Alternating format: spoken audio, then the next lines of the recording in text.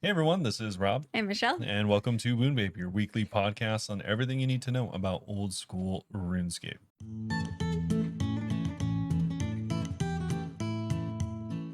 Meet Mark. All right, so this week up on the docket, we have a ton to talk about. Actually, yeah, lots to talk about. Yeah, hopefully you guys like setting things ablaze because we have the campfire to start off with. Yeah, Yes, okay. coming off the Hope you Trailblazer love League. forest fires because we're starting a campfire. Yeah, both the things we said were wrong. And then we have Wyrmscraig. Yeah, all about Wyrmscraig, where the worms are Wyrmscraig. born. That for anyone that doesn't know, that is the player idea island that we're going to be doing. Yeah, we got so much detail on it. Yeah, a lot of Really new stuff, exciting. including new Slayer bosses potentially. So that's Or kind of cool. Slayer Master. Yes, and then we do have some Dragonwilds news and some community news, and last but not least, this week's update, Yeah. which actually is Pretty probably the exciting. biggest the thing people are probably most excited about if you live in certain regions. Yeah, we got new worlds. Yes, in different regions. more regions. You can already go to them. So if you live So in cool.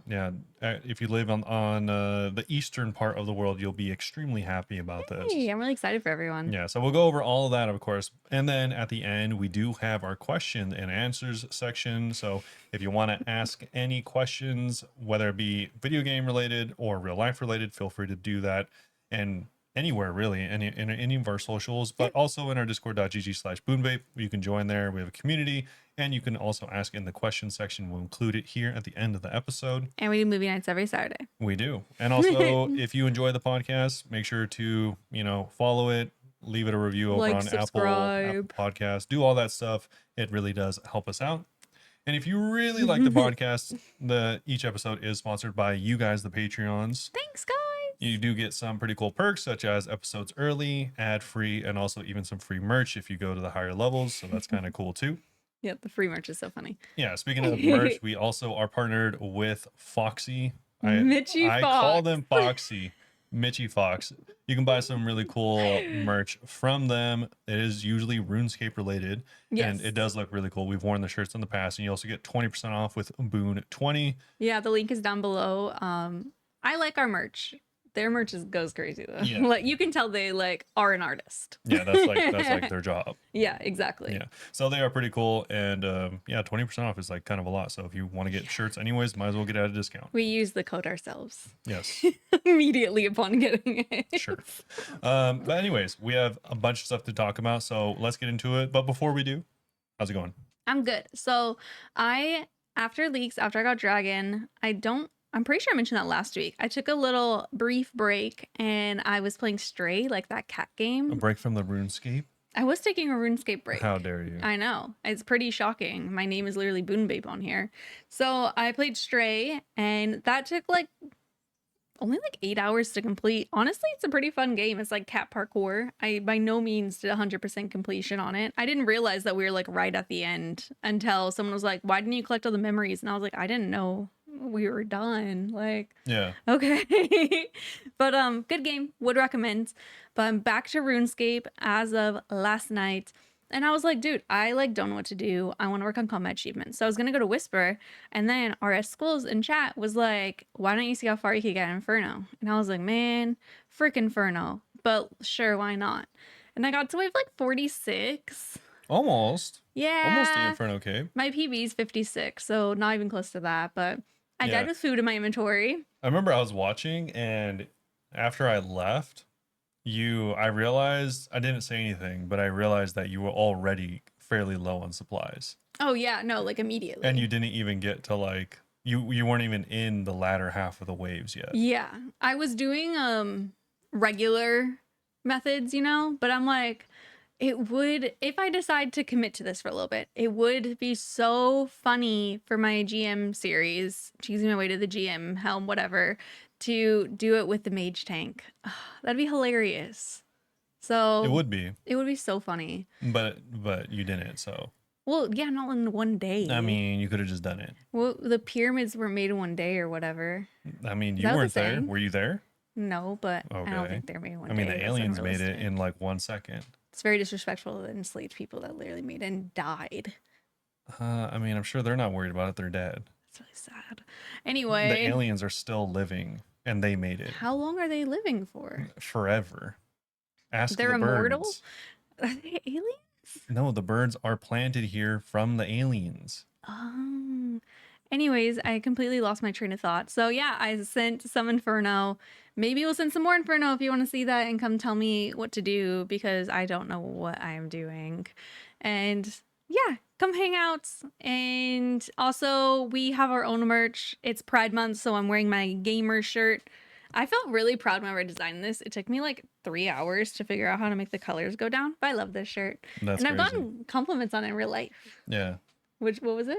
It's just crazy that it took you that long. Oh, I had to like watch a tutorial. Yeah. And use like I'd never used Lightroom. Is that it? Sure, yeah. I'd never used whatever it was I used before. So I was like, this is not the same as Photoshop. No. So bunebape.com if you're interested in that. But Why do you sound like you're ending the podcast? I'm gonna pass it on to you. I literally have nothing else going on. Oh. How are you? Okay. I was like, Wait, one more thing. oh my goodness. Interest check. Do you guys want to do a bingo this summer? Let us know. I'll put a little poll. Yeah, we're contemplating doing a yearly bingo as long as people are interested. Yeah, last year we did it in July, like late July, so it'd probably be similar timing. But spoiler alert, they kind of mentioned bingo later, so I'm like, would we wait? I don't know.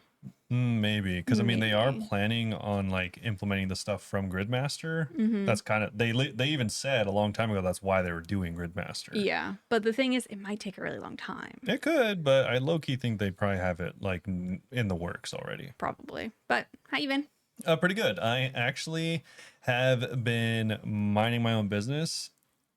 Oh my God. Finally, shout out to anyone that's been along in the journey, dude. Finally, I got the grand 336,000 Stardust.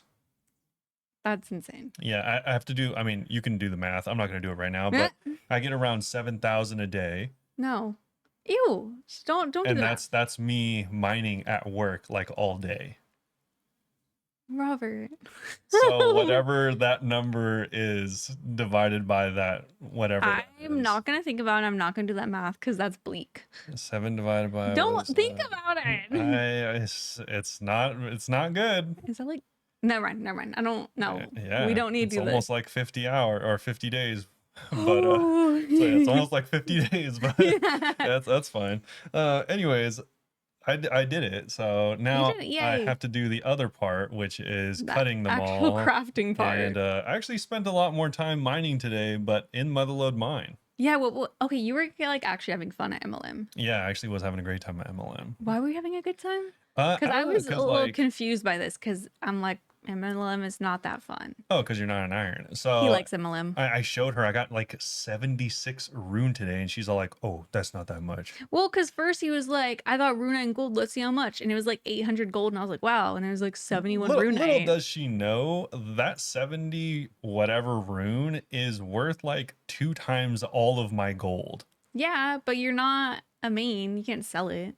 Yeah, I can, but I can also turn it directly into gold at Giant's Foundry. I guess so. Yeah. So, anyways, I actually was telling her, and well, now she just revealed to me that she didn't get it, and well, you were I think explaining to me while I was eating, she and I thinks was I'm like, lame for this probably. I thought you were delusional a little bit. Wow, that's crazy. So I was telling her I was having fun in the game, and she thinks I'm delusional, which I guess it kind of. I mean, goes I'm like, that kind of makes par sense. for the course for this game. Isn't But, that how you feel when I'm excited? Yeah, I was doing a Motherlode Mine, and I was like actually excited. I was like thinking Yay. about. Well, I was doing it because I need gold, obviously. For anyone that doesn't like. Okay, tell hasn't- them your goal and why you're at Shooting Stars. Yeah, hasn't fully been caught up with why I'm at Shooting Stars. It's to completely subvert, or I guess not subvert, but Skip? yeah, to go over skip, to bypass, I guess is a Yeah, better there you way of go. saying it. The Glass sand blow. blowing. I was gonna say sand blowing. Just having. Yeah, no, the glass blowing, because I hate glass blowing. So now I have enough for the gems, but I need to turn the gems into bracelets, so I need gold for that. I need like Yeah. I don't even know how many tens of thousands of gold I'll need. Yeah. Are Which you not I gonna can buy. Are you gonna start the process soon, or like what are you gonna try to do at MLM first? Well, I'm just at MLM because it's something I can kind of AFK at work. Oh yeah, he was trying to do Slayer, do some Slayer levels. 'cause He I was need a like, lot I of Slayer can't do levels, this while but busy. Yeah, no, there's just like so much downtime Mm-hmm. in between like Slayer enemies, and also if I'm at Cal fights, Mm-hmm. if a single hit poisons me, I have to either use an anti-poison or leave. Yeah. Like it literally is enough If that you it'll just kill sit there, me. you'll die. Yeah. Yeah, I'll just die. So yeah, so like I can't do Slayer. It was like fishing or mining was low-key what I was thinking. Okay. So I just chose mining. And I'm like a third of the way to 99 now. That's crazy. Yeah, only 700k left. Oh my God. And then I got 100 of the nuggets and also got 800 gold, which is pretty good. Yeah. World ore. Yeah. So that's pretty cool. That's what I've been up to. And I think that's mostly it. I'm going to keep doing that. And then I'm also going to keep doing Slayer and Magic. Cool. Yeah. Any updates for the Ironman training? Yeah. He got a bike. I did buy a bike. I forgot about that. Yeah. For anyone that doesn't know what an Ironman is, there's 115 Not miles. the RuneScape account. Yeah. Real life Ironman, there's 115 miles of cycling in there. And I haven't had a bike until right now. And we're 1 month away. We're like 3 weeks away. Yeah. How are you feeling? I actually just read about this today because other people are like, oh, like, when do you feel like you're ready? You don't probably. And someone put it in a really good frame of reference this is touted as, I mean, it's not, surely there's other things that are technically more difficult, but it's said to be the most difficult single day endurance event. Wow. So you're never gonna really feel ready for it. That makes sense. Just know that like I have to keep reminding myself, and I even talk about this in therapy, is like I have to keep reminding myself that I've done the training more or less, like I've more or less done this race already, just like in parts in training. And so kind of just like hopefully the day doesn't go like, hit the fan immediately. And if that doesn't happen, then I'll probably be able to do it. I was also talking to my therapist about it. Yeah. And we were talking about how people do it with a lot less training. Because you watch like the athletic videos. True, bro. And I'm like, there's probably some crazy inefficient people there. No, for sure. And that still complete it. Also, I see so many times someone's like, oh, how long do you think I need for, to train for one? Or do you think this is enough time? And they'll say, Ironman Texas, which is in like 11 and a half months from now or something like that. And they're like, do you think I could get ready? And I'm like, bro, that is so much time. In their defense, you were trained for like 9 months. It was 6. You were at least doing it last year, because I remember messaging Gluten Girl being like, oh my God, do you want to meet in Germany? And she's like, I do not know what to be doing in June yet. I considered it in November, and I started training in December. Okay. Yeah, so it was like seven months. You had the bike before December, because I asked my surgeon if I could use it post-op, and he's like, yeah, and I didn't. Okay. I don't know. Yeah, okay. She does this thing where if I don't say the exact singular day or the exact second I remembered when something happened, she'll correct me. I can't help it. It's not even that I want to be right. It's that I genuinely... She does. She doesn't want to. She needs to be right. It's not that I need to be right. It's that I need you to know. Oh, no, I don't. Do you not have that feeling ever? No, I'm not a I told you so person. Well, I'm not. I never say I told you so. But that's the essence of Is an I told you so person. I purposely never say I told you so. I think about sometimes when I could say it, and I was like, I will not say it to anyone. But you thought it. No. I thought I could hear, but I'm nice. All right. Anyways, it's been going well. So yeah, I'm gonna keep doing that. Yeah. It sucks, but it's almost over. Yeah. Oh my God. Yeah. Besides that, we actually have some really cool stuff from the community. Okay. By cool stuff, I mean someone did reveal today that they have been on the driest grind in chambers of all time. Are we sure it's of all time? It is of all time. Okay. Based on these numbers alone, it is of all time. It's not even close. Sure. This person, Arhus, there's no way. I don't know how to say his name. Arhus for the win. Arhusi. This was actually only posted today and already has like 1,500 votes on Reddit. Wow. I thought it was pretty funny. A lot of other people did too. Almost 5,000, so 4,800 scaled chambers raids. Over 300 purples. No. How many Tebows do you think they have? 0. It is 0. Yeah. I was like, you said they're the driest in the game. It's got to be 0. They have 4 pets and over 100 of a singular prayer scroll. Okay, how many mega rares do they have though? They Kodai have and 4 Kodais, 10 Elder Maws, that's 24 they DHCBs. had 14 attempts, or that could have been a Tebow. Yeah. That's so rough. 10 Claws, 13 Oh full Ancestral sets. God, that's got to be the worst, bro. It And the is. scaled rates are like 2 hours long. They're not I, fast. yeah, I don't know if how or to Or what how scaled, scaling yeah. they I were, was but thinking mega. regardless, that is by far and away, Oh my unless God. someone else can prove otherwise, I think it's just by far and away the most dry anyone has ever been. You also skipped, like right above that was a post of somebody's pride outfit for in game. Because I don't even know where it came from, but like it became a meme. Like some like conservative homophobic person said like Pride Month, but if you put the words together, demons in the middle. What? Mitchie Fox actually has a shirt that says Pride Month with just demon highlighted and it has a demon on it. That is actually hilarious. It's actually so funny. But someone had a picture of their cosplay and it was like the trans flag like sweater and then the demon mask. Oh, that's funny. I didn't know Yeah, it that. was a really good one. I didn't know notice the reference. Yeah, it was so funny. Anyways, there is one final thing I had to bring up because I thought this was actually really awesome. Okay. This was a post made by 8-Bit Ace on Reddit, but Sure. it's not made by them. This is to highlight a plugin that I had never seen before. It Okay. reminds me a lot, if anyone's played World of Warcraft, and there's plenty of mods over there that people use. Take a shot every time Robert mentions WoW. You'll pass away, don't do that. So there is a mod over in World of Warcraft called Details, Okay. and it literally logs everything that happens in an encounter during combat down to the millisecond.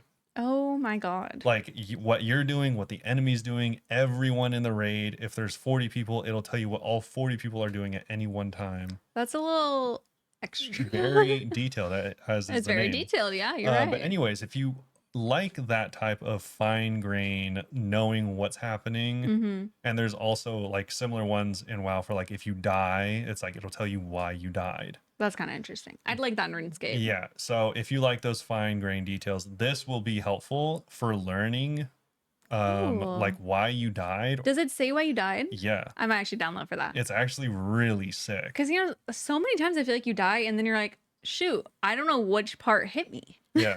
Like if you're like me, the reason I like this so much is if you're like me, then you don't look up guides. I only like look up guides or get handheld through content if it's like quests, because I just cannot be asked. Yeah. But like He just like sees it on his stream and is like, I'm gonna do it. yeah, like when I said obviously it was leagues, but when I did the Inferno or like the Inferno 6 Jad Leagues challenge or whatever, I did not look up anything just because I think it's more interesting that way. Ooh, 6 Jad with thorns was so nice. Yeah, it was sick. So good. Yeah, like all that stuff.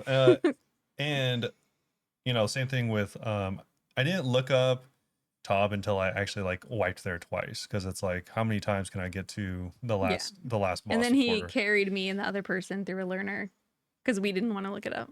Oh, true. Actually, I I didn't. don't even know who Did that I even look was. that up? I think you did. Because I think you told me to watch it and I watched like 5 minutes and I was like, oh my God, I hate this. Yeah. No, I mean recently when I was trying to solo Tob. Oh, yeah, because he was trying to solo top in leagues. Yeah, I sent 2 Mhm. without any like guides, and I got to Zarpus and then Verzik, and I died. You have to Verzik on one? Yeah, Nice. yeah. But anyways, the name of the plugin is Tick Replay Logger, Hmm. and it's a plugin that will tell you what happened when you're dying or when you're dealing damage. Okay. Yeah, it'll tell you what your health is out of your maximum health, your prayer out of your maximum prayer. It'll tell you what you were overheading or just praying in general. Oh, And it'll also tell you how much damage you're dealing and the damage dealt to you that killed you. cool. So it's cool because like obviously if you have in this screenshot, they had 33 health, Hmm. they died, and it still tells you that Zora would have done 36. So you That's can why you even died. you can even tell if you would have lived with overhealing. Yeah. So that's That would be cool. helpful for me in like a sad way because I'd be like, yeah, I should have clicked yellow, but I didn't. Yeah, true. Yeah. Yeah. But anyways, I thought Story that of my was really life. sick if you're someone that likes to smash head into wall, aka boss like me. Yeah. Yeah. I So might add that just to see the deaths. That'd be pretty cool. yeah, just to see why you died, because sometimes people don't know why they died. Or people will literally like clip it when I'm streaming and I'll watch it and I'm like, I still can't tell which of these things actually killed me. Because like Yeah. there's multiple things happening at once. Yeah, I don't know don't know. how detailed it is, but I think it would also be nice to be all like, I died to this and it hit me for 115. It's like, okay, so I can't eat that. Exactly. Yeah. Unless it's a tick eat or something, but whatever. Yeah, I thought that was really cool. So That is really cool. worth checking out. Anyway, moving on to the first of the few updates, we have the campfire overview blog. You might ask, what is a campfire and how do they differ from a summit? It's kind of like what we thought. So summits are the big, super fun, exciting ones. And campfires are just to complement summits by giving the opportunity to share new updates, info on projects we already know about, and just kind of like tide us over till the next summit, because that's not gonna be till RuneFest, which is in October. So we're gonna have to wait a little bit for that. Yeah, it's a whiles away. I will say a formal apology from me and Robert. No, I'm not going to apologize. I'm not doing the apology. We're like, dude, everything's delayed. Everything's going to be canceled. No, it's actually a very positive blog. Yeah, okay. We misunderstood. let me, yeah, I'll say that while I will not apologize, mostly because I thought what we said was fairly realistic. Yes. And We like thought raids was going to get delayed and we thought it wasn't going to be like anything new. yeah, based on, this year's track record and like previous year's track record, I don't think it was crazy to think content was getting pushed. And in our defense, I didn't actually watch the trailer for it, so I didn't realize that the little campfire was a baby summit. Like actually, like in a positive way. Yeah, yeah. I was just like, oh, they're providing updates that could be good or bad. I didn't realize it was like definitely just good. So in lieu of a apology, I will definitely give them their flowers, because they they did everything they needed to. Exactly. Yeah, it's a pretty good blog. Yeah. I'm actually excited to cover it with you guys Because right now. obviously I can be known for being negative, What? but there's just literally nothing to be negative about.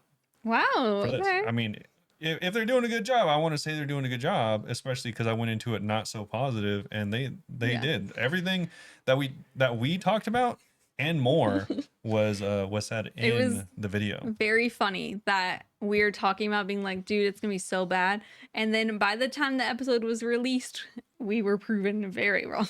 Yeah, I mean, you can't you can't win. I mean, I'm happy to be wrong in this situation. Yeah, it's like you can't win every bet. Yeah. And also we benefit from losing this. To be fair, I am also naturally someone that's like, pessimistic a little. Not necessarily pessimistic, but I really tend to lean on the side of like, if your expectations are low, then you're bound to be happy.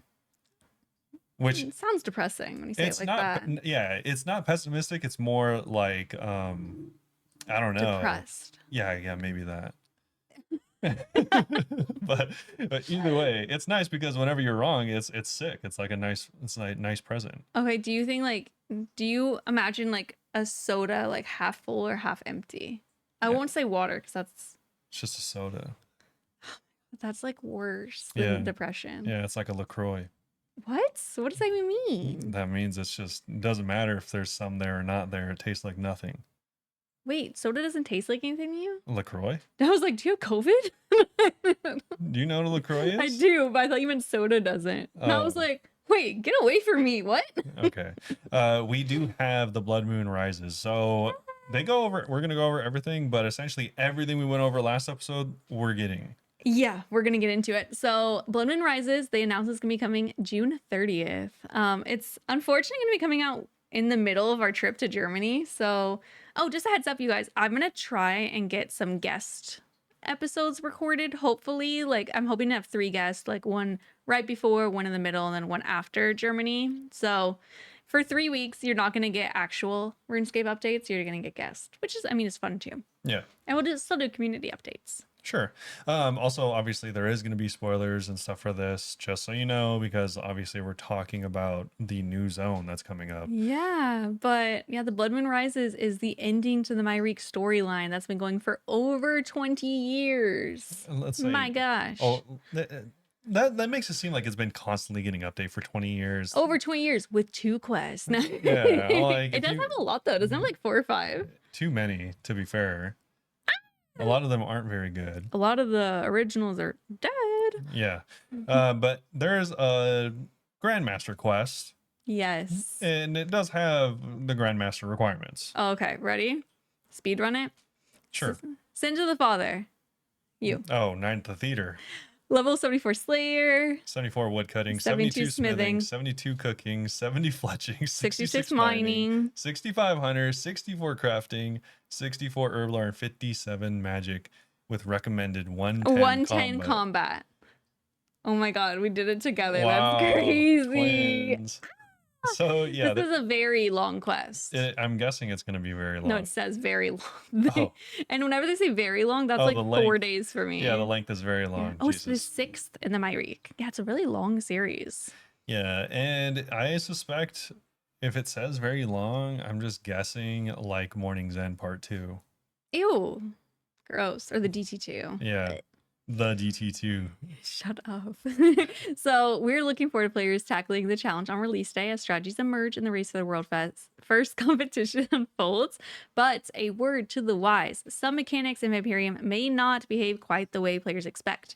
As you venture deeper beneath the Blood Moon, you may encounter enemies that challenge the usual rules of combat, whatever that means. Who knows? I don't know. There was like a little like chat box from Mod Rice.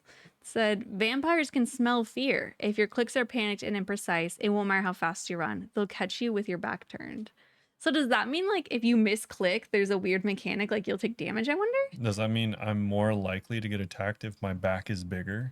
Yeah, if you have a big back. I'm a big back beast, so Did I ever tell you guys that I thought big back just meant strong?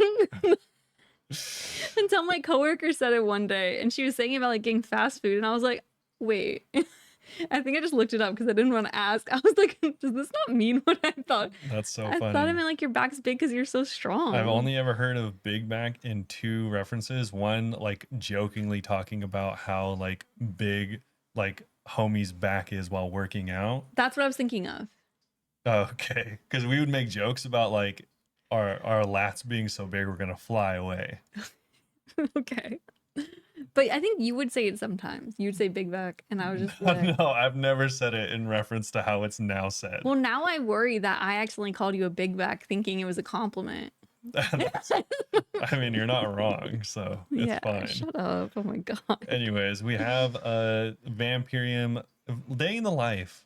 They actually have a vlog of the Vampirium life. Not a day, it's just life. Yeah. The land unlocked through the quest is packed with dangerous encounters, repeatable activities, and entirely new rewards. This is so cute. So they have, I like these. They have little stimfike bug things that are a new hunter challenge, and you catch them like chinchompas, and they look like weird like cockroaches with like a little antenna. And I want this as a They're pet. just regular It's really beetles. cute. Yeah. So you can capture them just like normal. Letvik are aphid-like insects with a harder outside shell. They feed by sucking a sap out of various plants and trees and probably people. I don't think that's the Letvik. I think it's a different thing.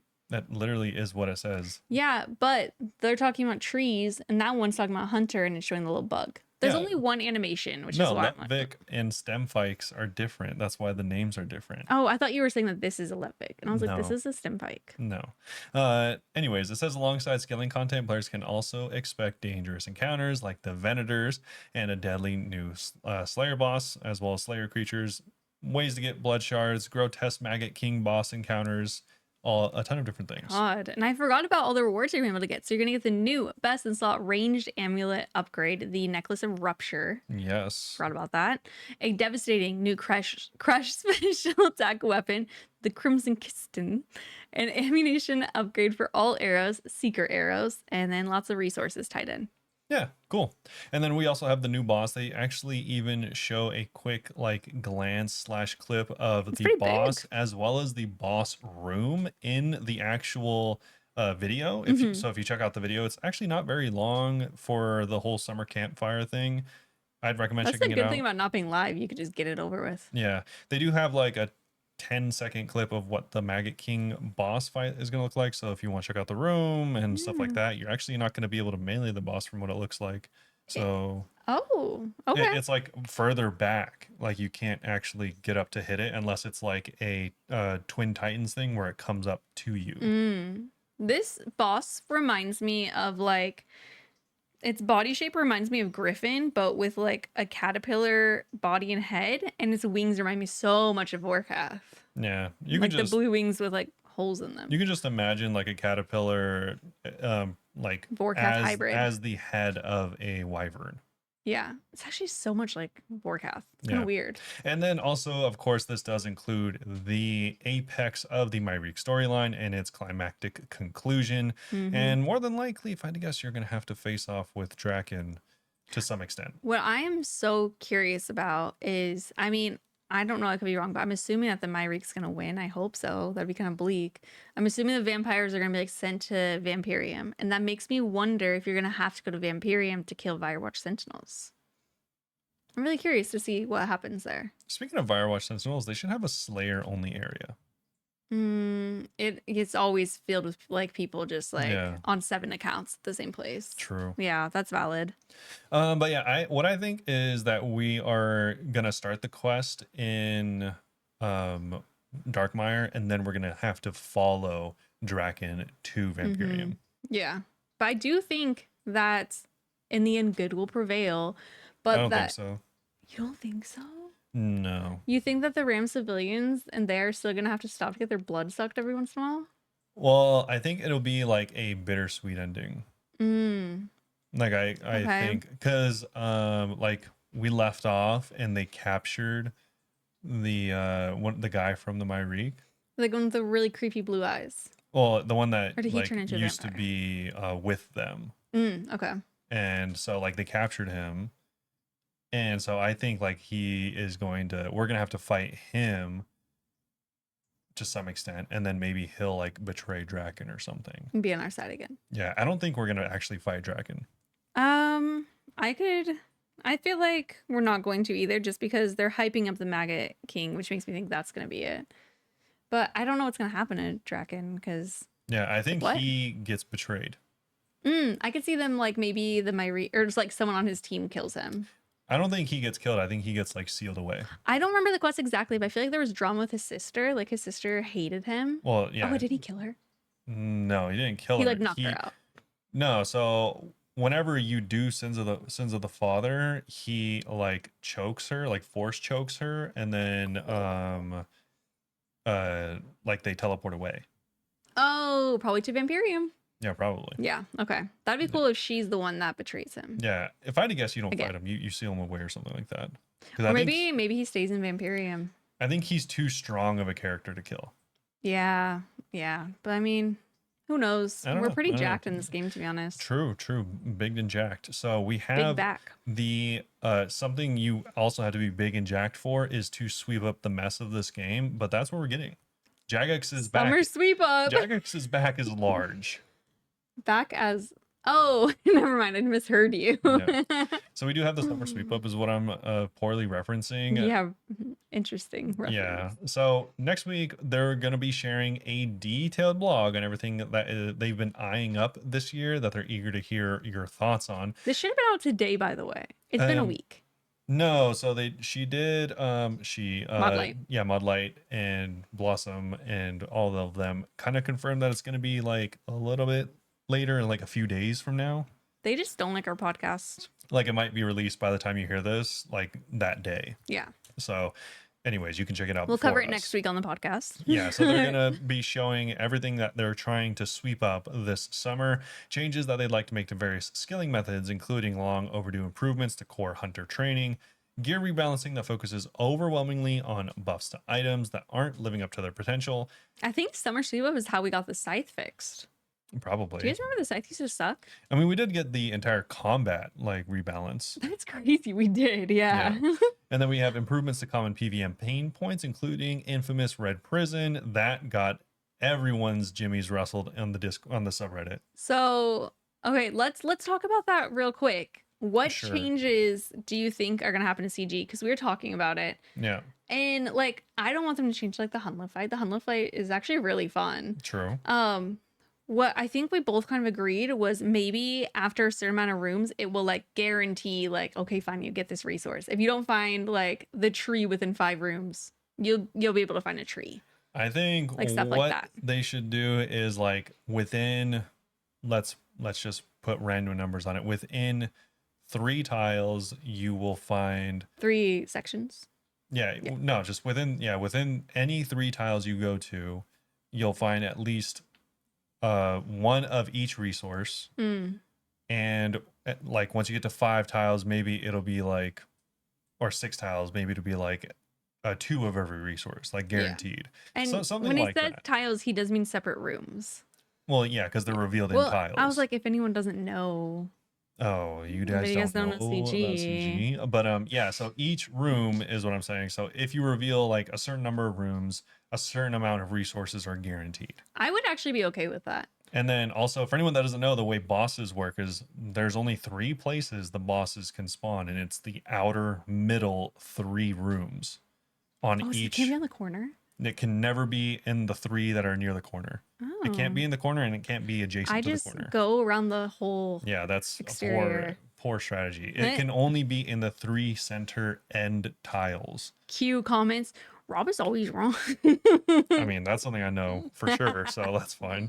But yeah, so I think they'll make it so, and it's not guaranteed. That's just the only places they can spawn. So I think Yes. they'll make it guaranteed that one of them will spawn there. I'm really excited for possible CG changes because if they add like what we're talking about, that makes me want to go back to try to do the speed run. Because right now the speed run is like, hey, if you don't get these rooms in this order, exit. To be I'm fair, like, what? a lot of people are upset, and I think with these changes that we're kind of describing, it wouldn't really remove that.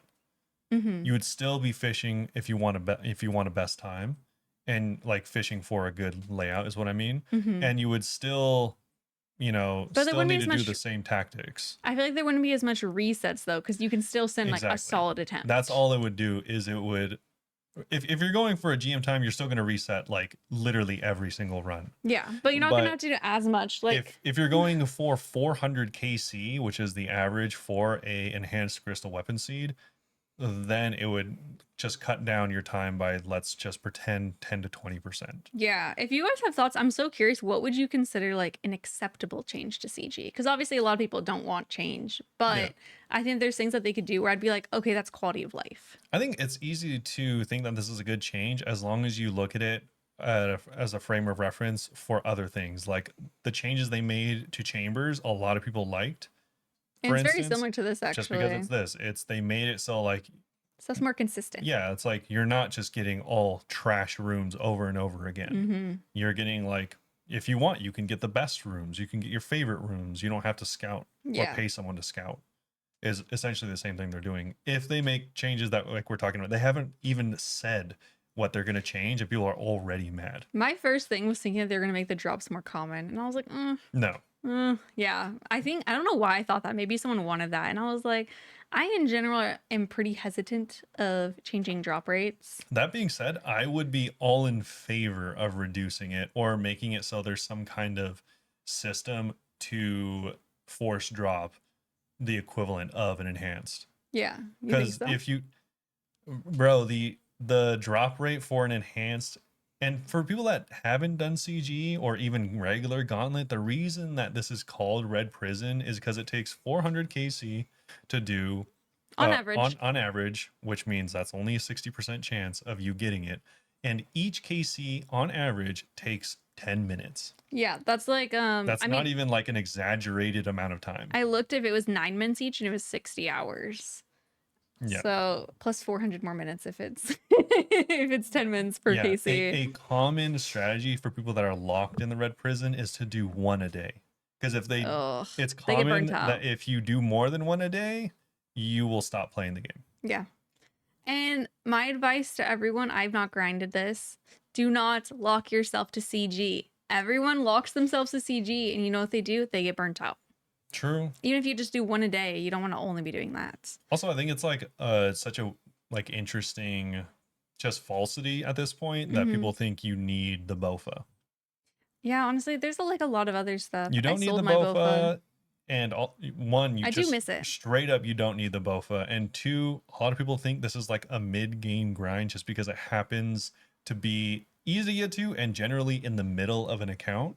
This is an endgame boss. This is endgame content. This is one of the harder bosses in the game, straight up. I'll fight you if you think otherwise. Really? It is easily one of the hardest bosses I in the think game. one of the things that makes it the hardest is just that you're kind of like exhausted by the 7 minutes of gathering. Like I think it's more like a mental thing. Yeah, maybe. I just think the boss straight up is hard. Yeah, the boss is really fun though. Like if you get a bad pattern and like you have to run through him twice and you're like getting stomped out and like you're just sitting there, the Yeah. boss has 20% health.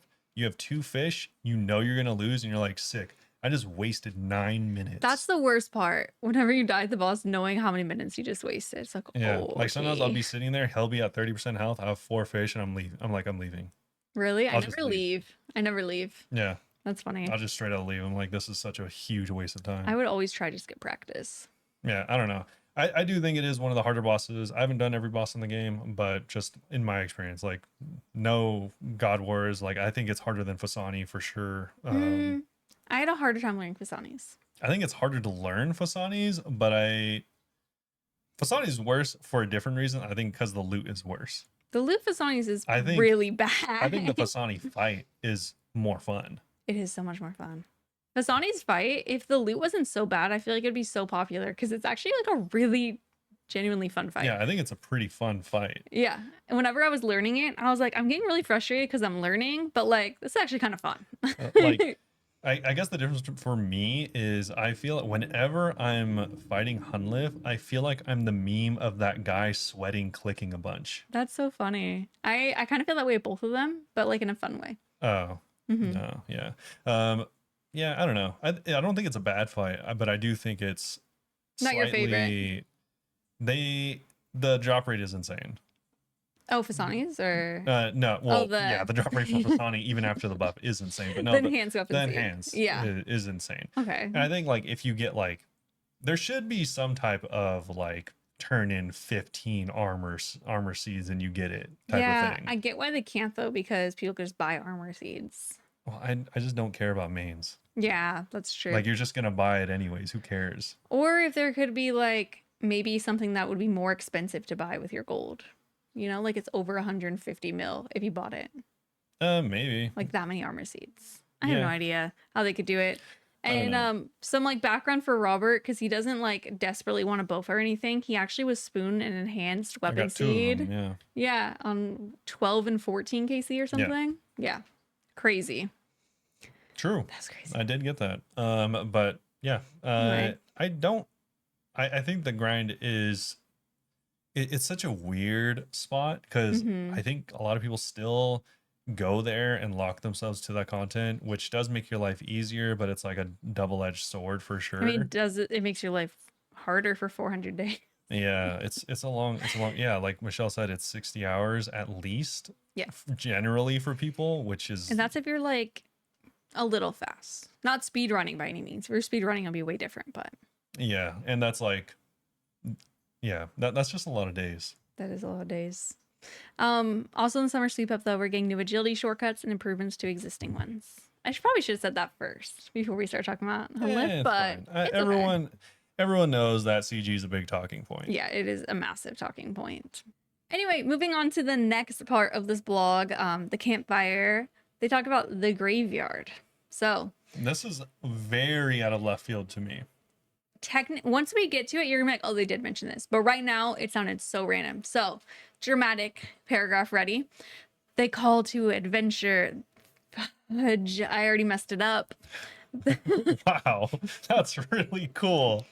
The call to adventure Just rings start saying it loudly. louder until it gets more epic. Why do I keep saying they? The call to adventure rings loudly, answered by many. Some seek glory, others chase fame, while a few are drawn by an inescapable summons from the void beyond. Can you tell I'm struggling to read it? Though some find what they desire, Hey! many perish in In pursuit of it. And while the fortunate rest peacefully in death, the unlucky are condemned to linger between the living and the dead, bound to something far greater and far darker. But that's just myth, right? Okay, A she story. needs to go to A bed. story you and your friends around a campfire in the dead of night. Wait, a story you tell your friends around a campfire in the dead of So night. there's a new master quest. It's called the Graveyard.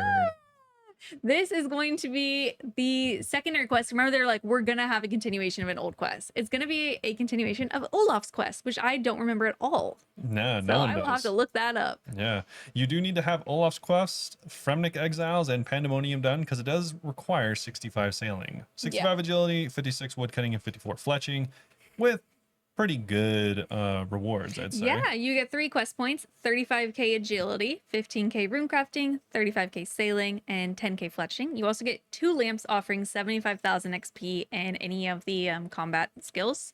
Actually, no, only in the melee ones or prayer. Yeah, And you get access to the graveyard, whatever that is. yeah, it's pretty cool. That's question number 7 for the blog because this is a poll. Oh yeah, forgot to It's tell you guys, this is a active poll. right now. They're also gonna have a new training method. Yeah, while they do say that they're not here to spoil any of the details alongside the graveyard, they are planning a new agility training method. This I thought was very misleading and or just misadvertised. Okay. And it's because they say that they want to offer a path with 2 choices. One safe for those more cautious amongst you that are looking to answer the call and test your reflexes. You'll have a more dangerous route if you are one of those. So they're going to say that this is for people between 65 and 80 agility, thereabouts, with a hybrid pattern of intensity across the course. This last part is what's weird. So that sounds fun. And they also say you'll take on the the challenge of traversing a frigid and haunted, long forgotten cavern. You're like, oh my god, dude, this is sick. This Yeah, is so cool. sounds cool. And then they say, literally in the last 6 words is where it gets weird. They say, similar to the colossal worm, That's just a regular agility course. there is So- no reflex route traversing No, or there is. interesting. No, I So- know there's 2 courses. Yeah. It's just rooftop and rooftop number 2. I'm just praying that that's the only similarity because we don't need another rooftop, you guys. Like, Yeah, give us something interesting. I really hope that's what they meant, is that there's 2 different versions. Yeah, because they're both fun. everyone's like, wait, Wait.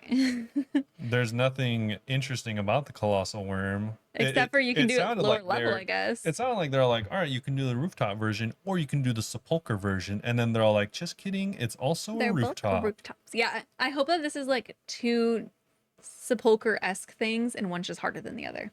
Yeah, I don't like That's the what I'd like. sepulcher. So, Oh, I love sepulcher. I think it's fun. yeah. How do you like floor number 5? It's actually fun once you get down. Yeah, you're lying. So, bingo system. This is what you were talking about. The grid master. Yay. We're not getting the Gridmaster again. So if you missed it, they've been wanting to bring the bingo feature that they talked about, like literally back in the first game jam, they say here. But they really leaned into it with Gridmaster. That was basically their testing of the interface. That's going to set the foundation.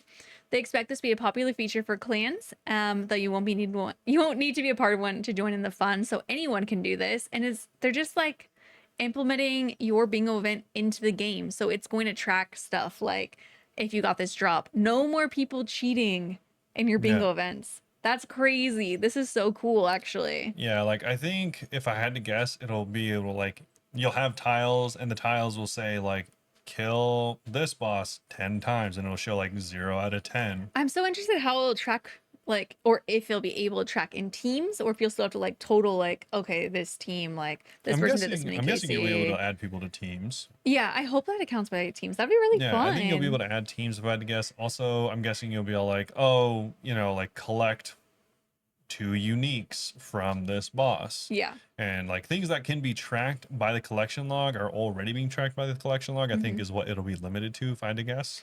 And tracking XP, hopefully. Yeah, That's a good one. obviously, I mean, they say this, but I think it's kind of obvious. There's not going to be any XP boosts with this. This Or is rewards. This is a real life main game edition, which means there's not going to be any manipulation of XP rates. It's low-key, they're just making bingos official so people stop cheating in bingos. Yeah. And it's like really hard to track bingos. Since we had it last year, shout out Mama Boogs for being like a really good bingo mod. Yeah. She did so much stuff behind the scenes that we would not have even thought of. Yeah, a lot of like clan events and stuff like that are a lot of work, and this just makes it a little bit easier. They did say the team is currently in pre-production. We just need your approval to get stuck into creating the system for you all. So I don't think it'll be out by our bingo if we do it this summer. But if it is, that would be great. That'd be really good. I'm just guessing it's not a priority. Yeah, it should be. Yeah. This next one is kind of interesting. They're I'm going to have super excited for this. planning on adding a PvP tutorial. Did you read their name? Pete Kayer. Yeah, like PKer, Yeah. PKer. Their name is a working title. I actually like that though. Has decades of experience navigating the wilderness. He's decided it's time to hang up his AGS, settle down in Ferrix Enclave, and impact some of his wisdom. So you can go to this guy to learn PvP against an NPC. You're going to be trained to switch your overhead prayers in response to gear switches, including fake switches. Switchies is Those crazy. are fakies and sneaky weapons like the Void Waker. Switch your equipment to hit your opponent with a style they're not protecting against. Eat different foods in the same tick, which you should really look up how to do that. Just click like an angler and a Crumbon, you'll heal them both. I feel like I should know that for years. Really? Right? Well, I mean, how would I have found out? Before we started the podcast, I knew nothing about RuneScape Loki. Yeah, that's We true. started it and I was like, what's a raid? How to utilize special attacks in PvP, including so-called one-tick specials in combinations with staple weapons like the Granite Maul. Escape from attackers utilizing snaring or freezing effects, and combine all the above into a challenging and risk-free encounter for you to return to whenever you want. This is awesome. Yeah.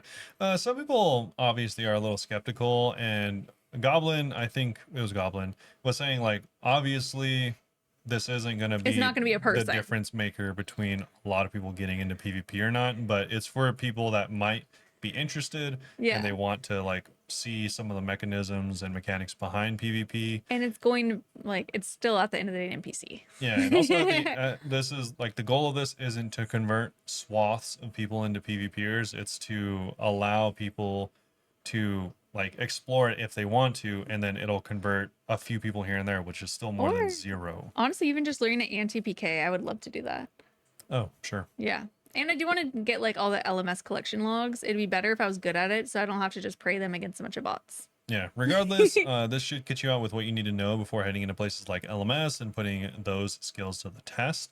And they're also largely transferable to PVM. So even if you want to just brush up on your switches or Yeah. moment-to-moment feedback from PKer, then this is going to be worth your time.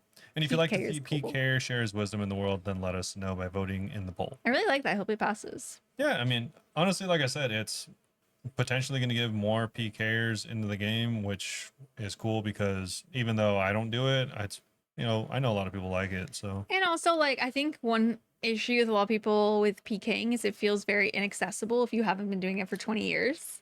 yeah, So it's nice to be like, cool, okay, I could start fresh and like actually like low-key have like a tutorial type thing, like a practice. It Yeah. makes it more welcoming, I think, to other people. yeah, for sure.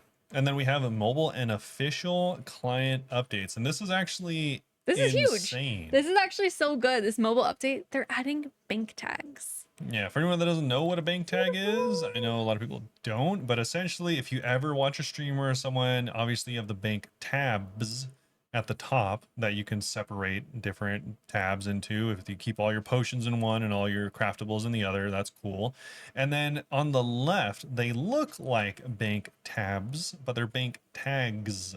G as in George. Yes. So essentially, this allows you to customize your tabs even further into like subgroups. So for instance, if you have a bank tab full of all of your gear, but you like to go to Vorkath a lot, you can tag all of the gear you would normally use at Vorkath with the word Vorkath. It's so Give it nice. its own special tag, and it'll show up on the left of the bank. And by clicking it, it'll show all of the gear tagged with that, which assumedly will hopefully get you out fighting or get set up with gear to do whatever you want to do faster. It's nice. And you could also like reorder them so you don't have to put like those nothing tiles if you want Yeah. them spaced out. And like the really cool part of it is you could be like, why don't you just add these all to a tab with B as in boy? But the difference is like stuff like Warcath, like you said, I don't want to have like my extended anti-fire mixed in with all my melee gear in a tab. Like that's kind of annoying. Yeah. I want to have its own tag. And also it's like if you're even for things that aren't combat related, like maybe you have a tag / tab I went for Sepulcher. yeah, I was gonna say for like rune crafting. Oh yeah. You obviously need a set of gear for that. You need the necklace, you need like all your bags. It's a lot of stuff, including if you're running like Essence or bloods whatever. or Oh. lavas, then you're gonna probably want like teleport options as well as staminas. Yeah. You don't want to be like, all right, I'm gonna go do, you know, Tob.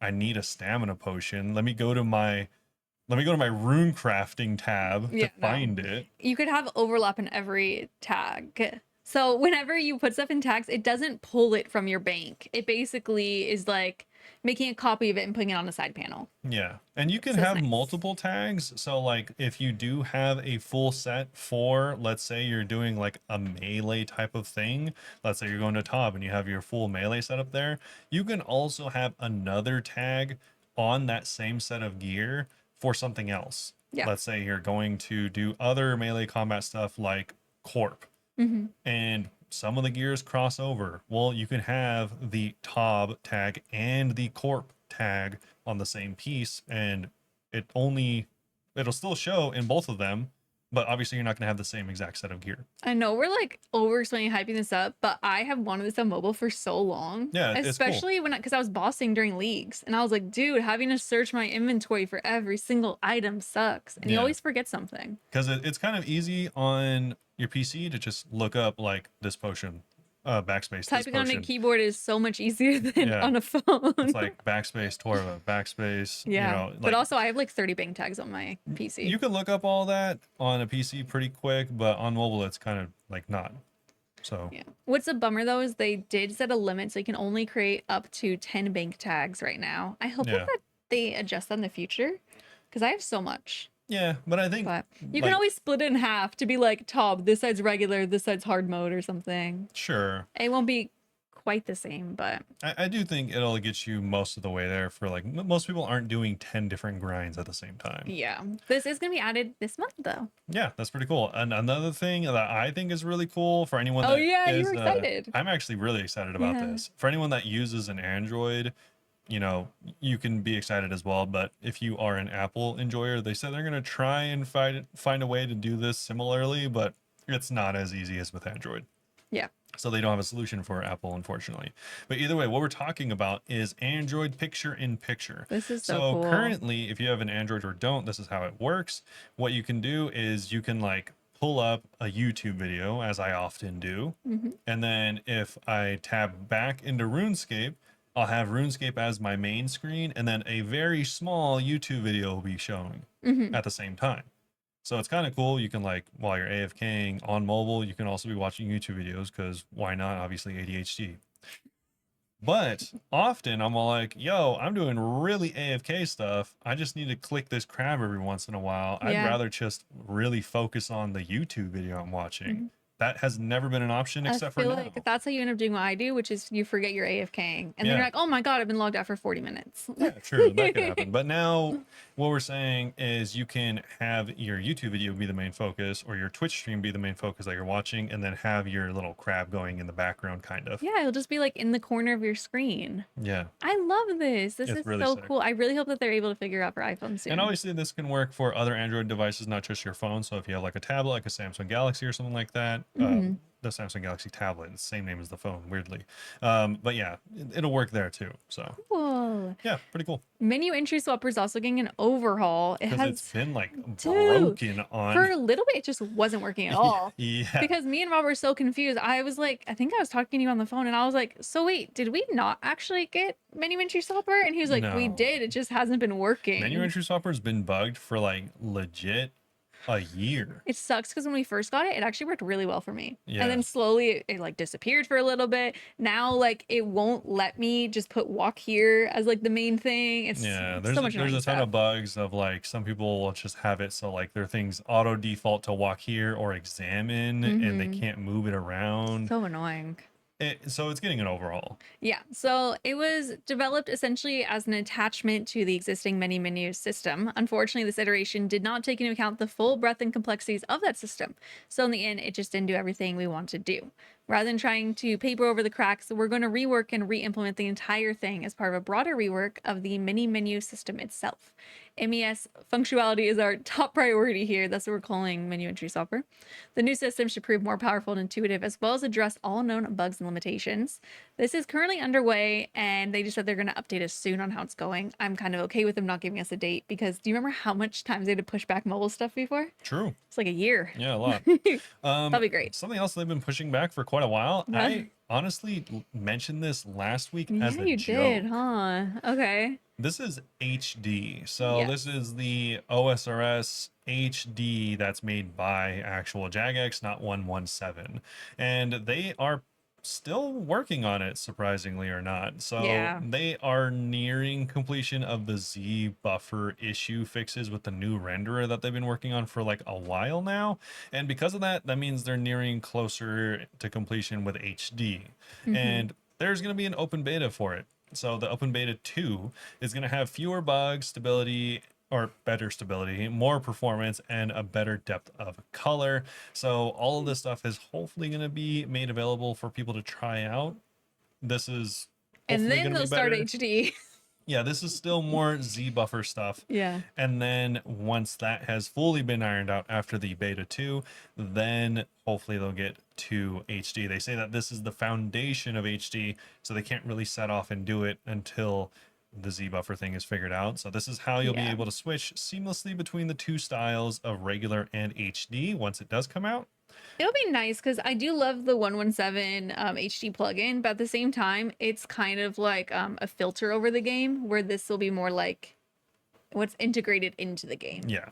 And this is still quite a ways away. Yes. And they Still do download 117 if you want it to look pretty. Yeah, I personally don't use 117, but I do like the HD look of just the GPU plugin for Oh, that. yeah. That it's also natively part of RuneLite, so you don't need to download anything, just go to the GPU He doesn't plugin. play the totally ugly old one. He uses GPU at least. Yeah, it does. It makes everything look a lot sharper and clearer, and it does give you the like longer render distance and stuff like that. Yeah. So I think it's just 117 just really murders my computer. So It does? yeah. Oh, it sucks. I mean, I you don't, like you don't it. get the best performance with 117 either. If I'm doing stuff like Gwyneth Glide, yeah, Yeah. I would literally just turn on GPU when I was there. Yeah, But other stuff, like, it usually works okay. sure. But anyways, yeah, feel free to check it out. There's a survey for all the stuff we talked about. And The mobile and client specifically is what he means. yeah, So yeah, go take that survey if you want.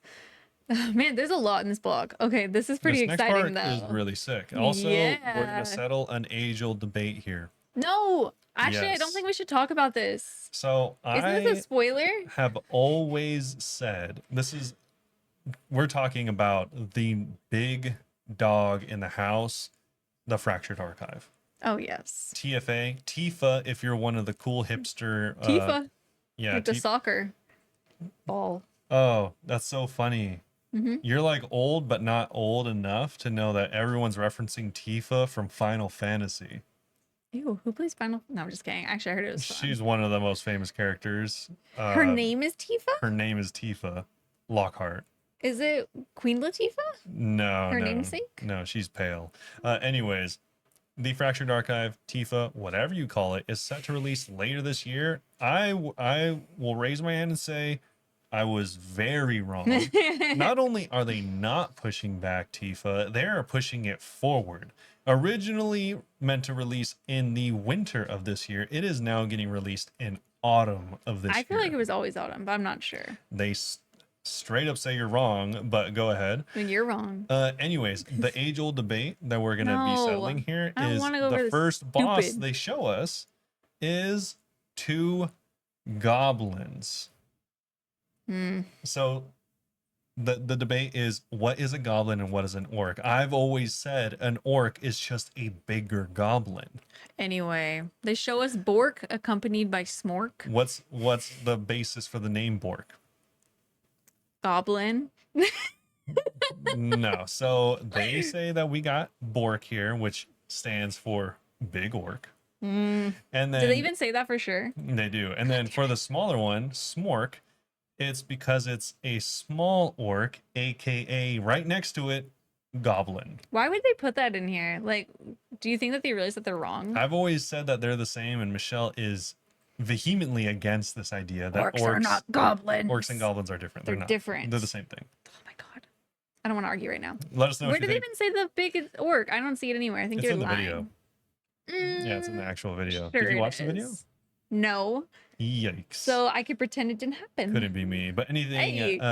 anyone else interested in orc debates, you guys can go over on the Discord and we'll talk Orcs about should it. not be goblins. That makes no sense. Something that's not an orc and not up for debate is how cool the new This is very Guthix cool. boss looks. Yeah, so this ancient being is the raid's first encounter, more welcoming than you might expect. I wonder what that means. It's a big floating skull with vines. I love it. It looks very cool.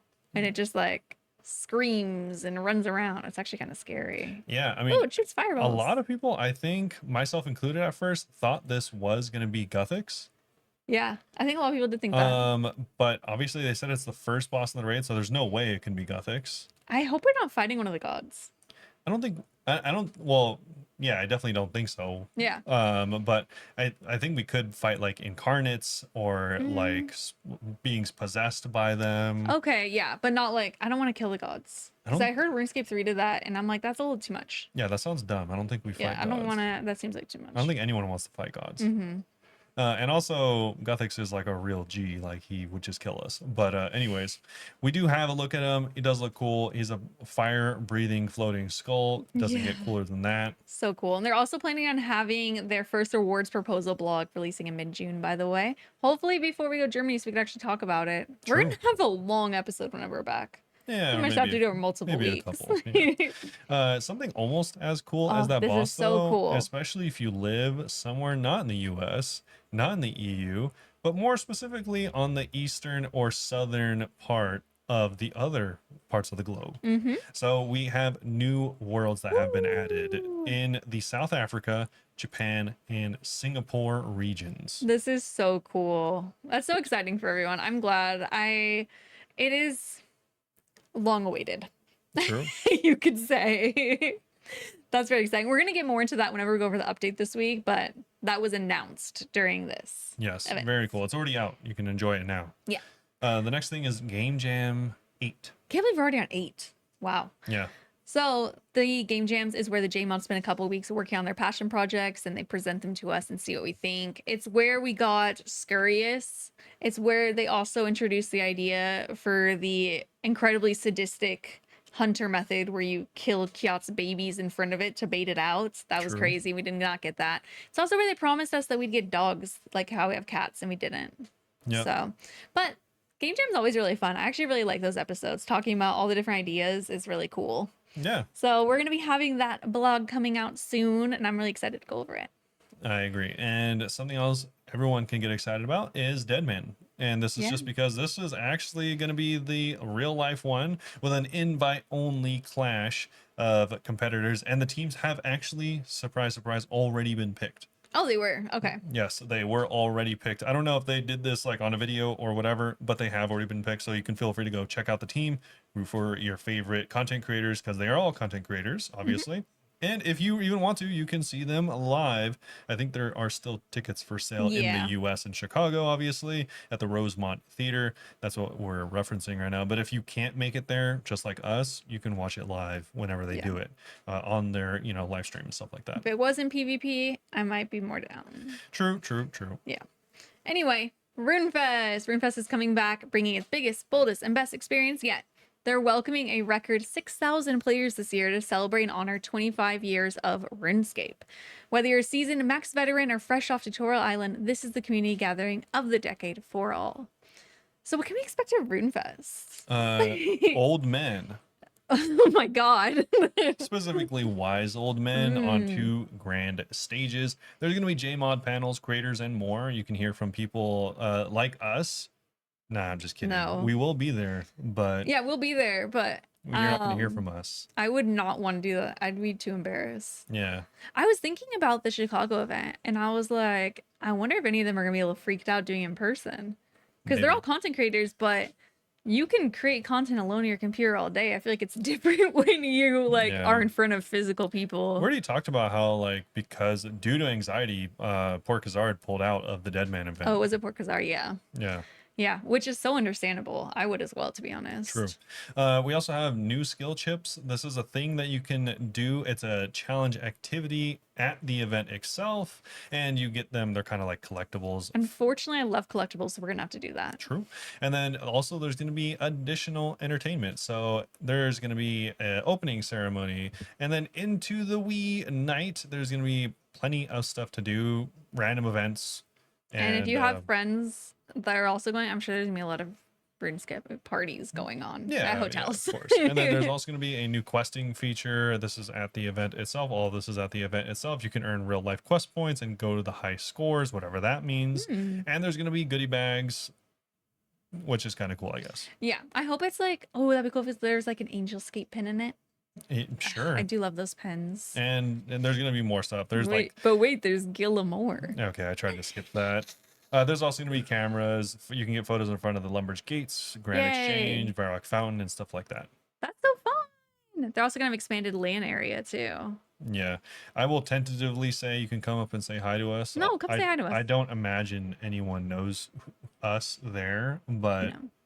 I'll post pictures of our outfits in Discord. So wait, we're gonna get the RuneFest shirts. Oh, we're probably not gonna wear those though. yeah. But they're gonna say Bunebape on the back. Just like your other probably favorite creators, I don't know you, but I will happily awkwardly take a picture with you and try to like be friends with you. But just so you know, I don't expect anyone. awkward. I'm awkward, and I don't expect anyone to actually know us. So Yeah, no. if I look kind of thrown off by your haze and highs, it's because I am. Yeah.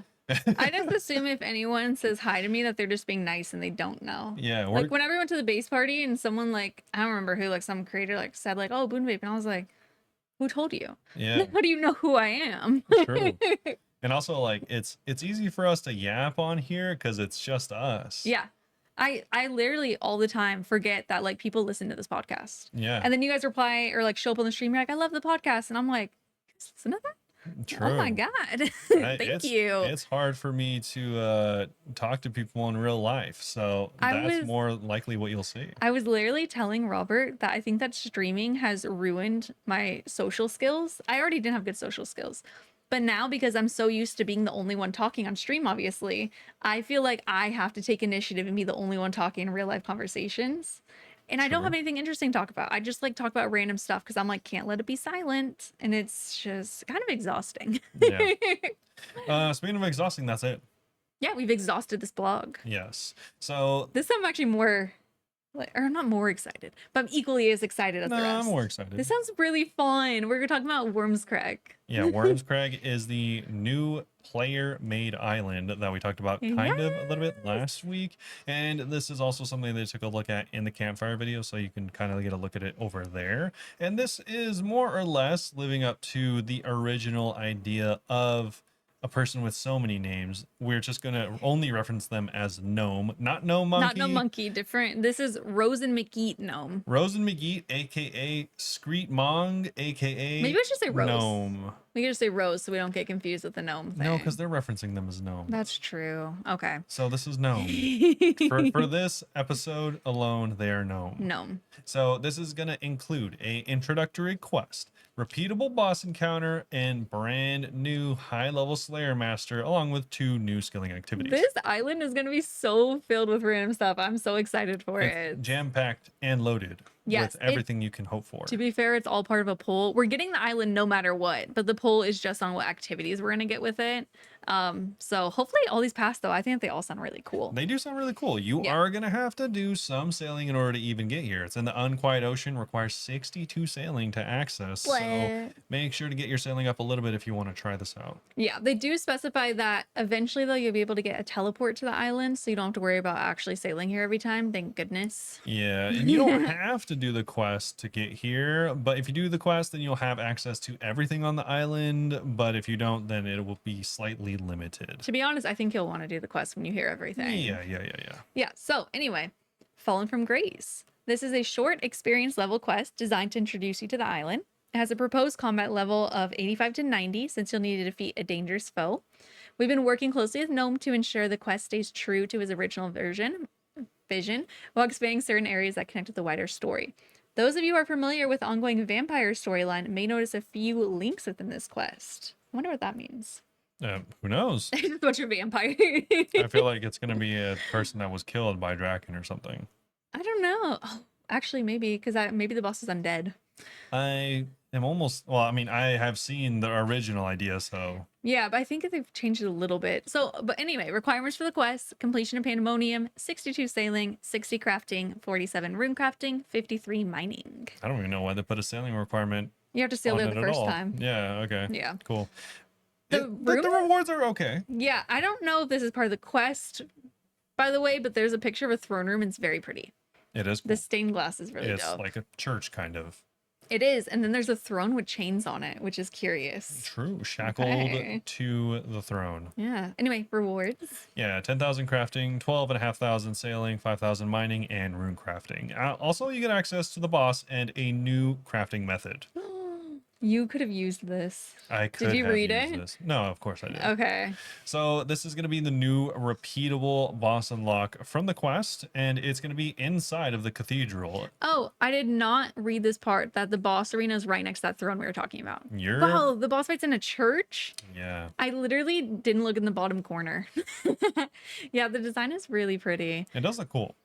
And it is, like we said, a repeatable boss. It's more of a mini boss. No, that's what originally. Yeah. But now it's going to be more of an actual, just straight up boss. They say anyone that's done a fire cape, you can do this boss. Mhm. It is going to have actual mechanics and stuff like that. And it can be fought at 75 combat level, but they do recommend 80 to 95 if you want multiple kills.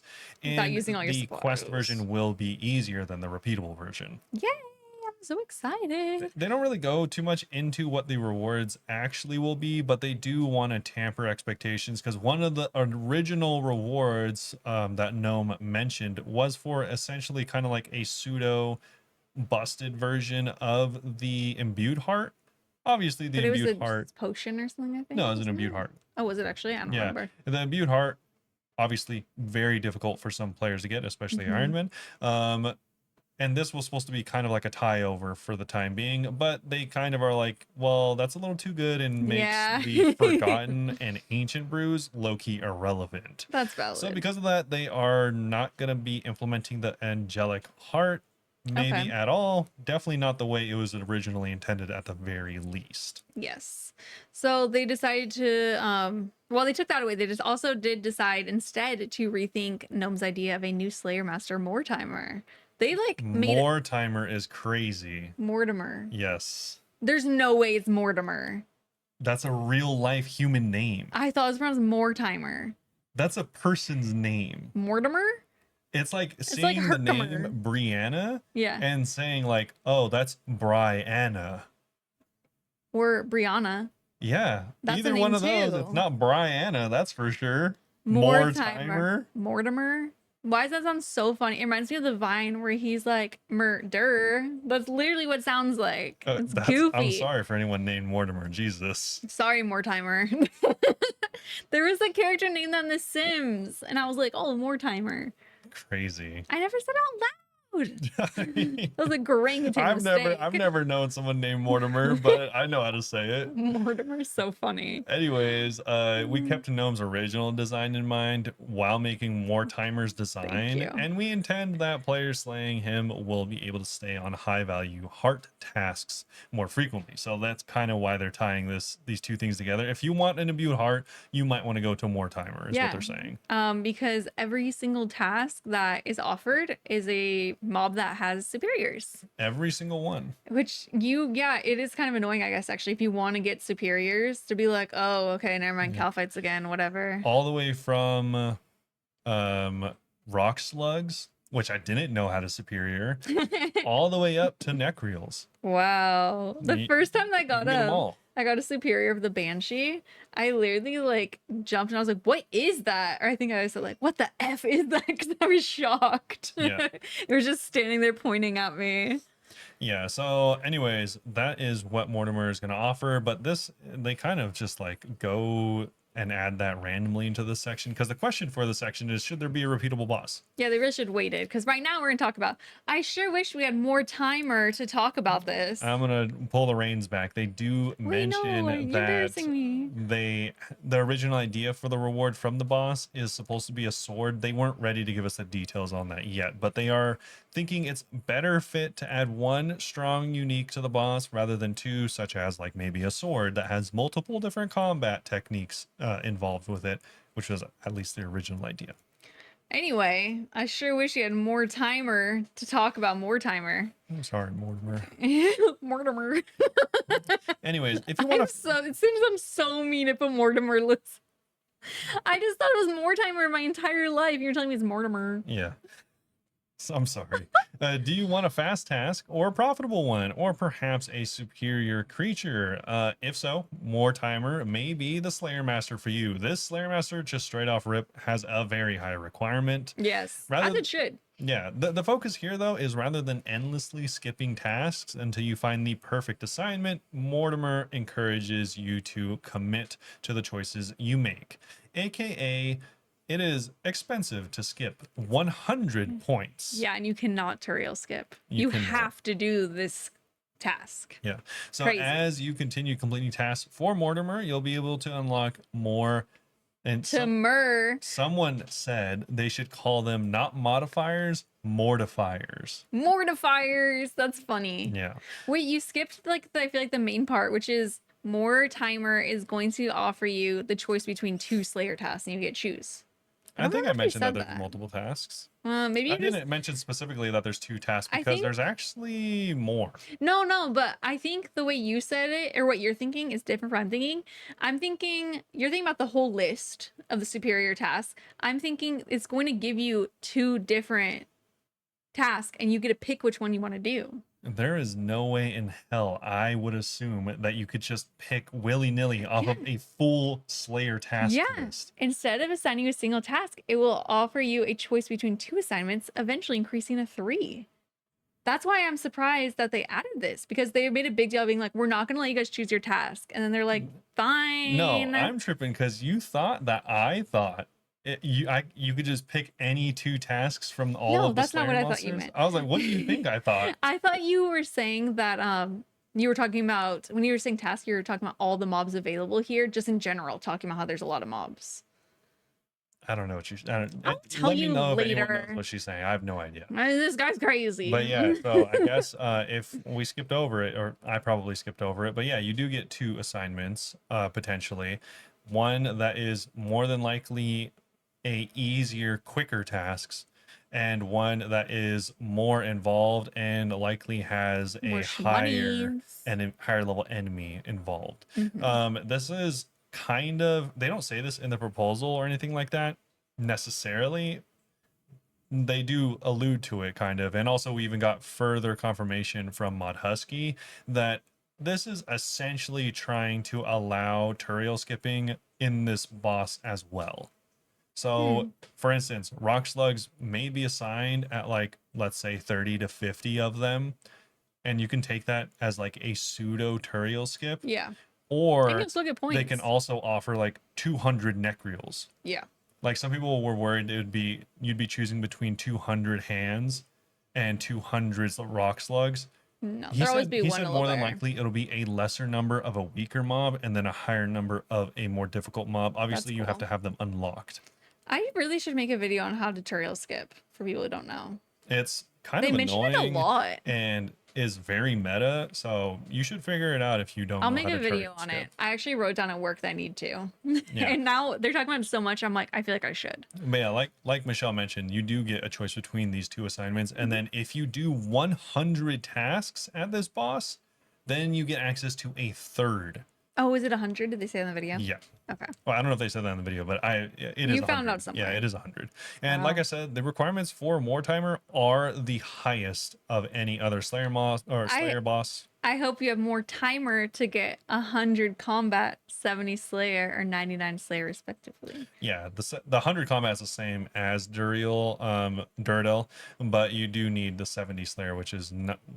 You only need the, I think, less than that. Did you for hear my Duradel. pun? Or Yeah. you need 100 combat for Duradel, I think. I know you need 100 combat. I just don't know if you Slayer need. level. Yeah. I don't think so. I think they added the Slayer level in to make this spicier. I think it's 50 for Duradel. Maybe. I don't think it's 70 though. No, definitely not. Yeah. Anyways, so there are some changes from the original proposal, which I kind of already went over all of them. You cannot get assigned Slayer bosses specifically. You can get assigned like things that do have a boss you can technically kill, but you'll never be assigned an actual boss. Yeah, you'll get assigned Abyssal Demons, but not Abyssal Sire.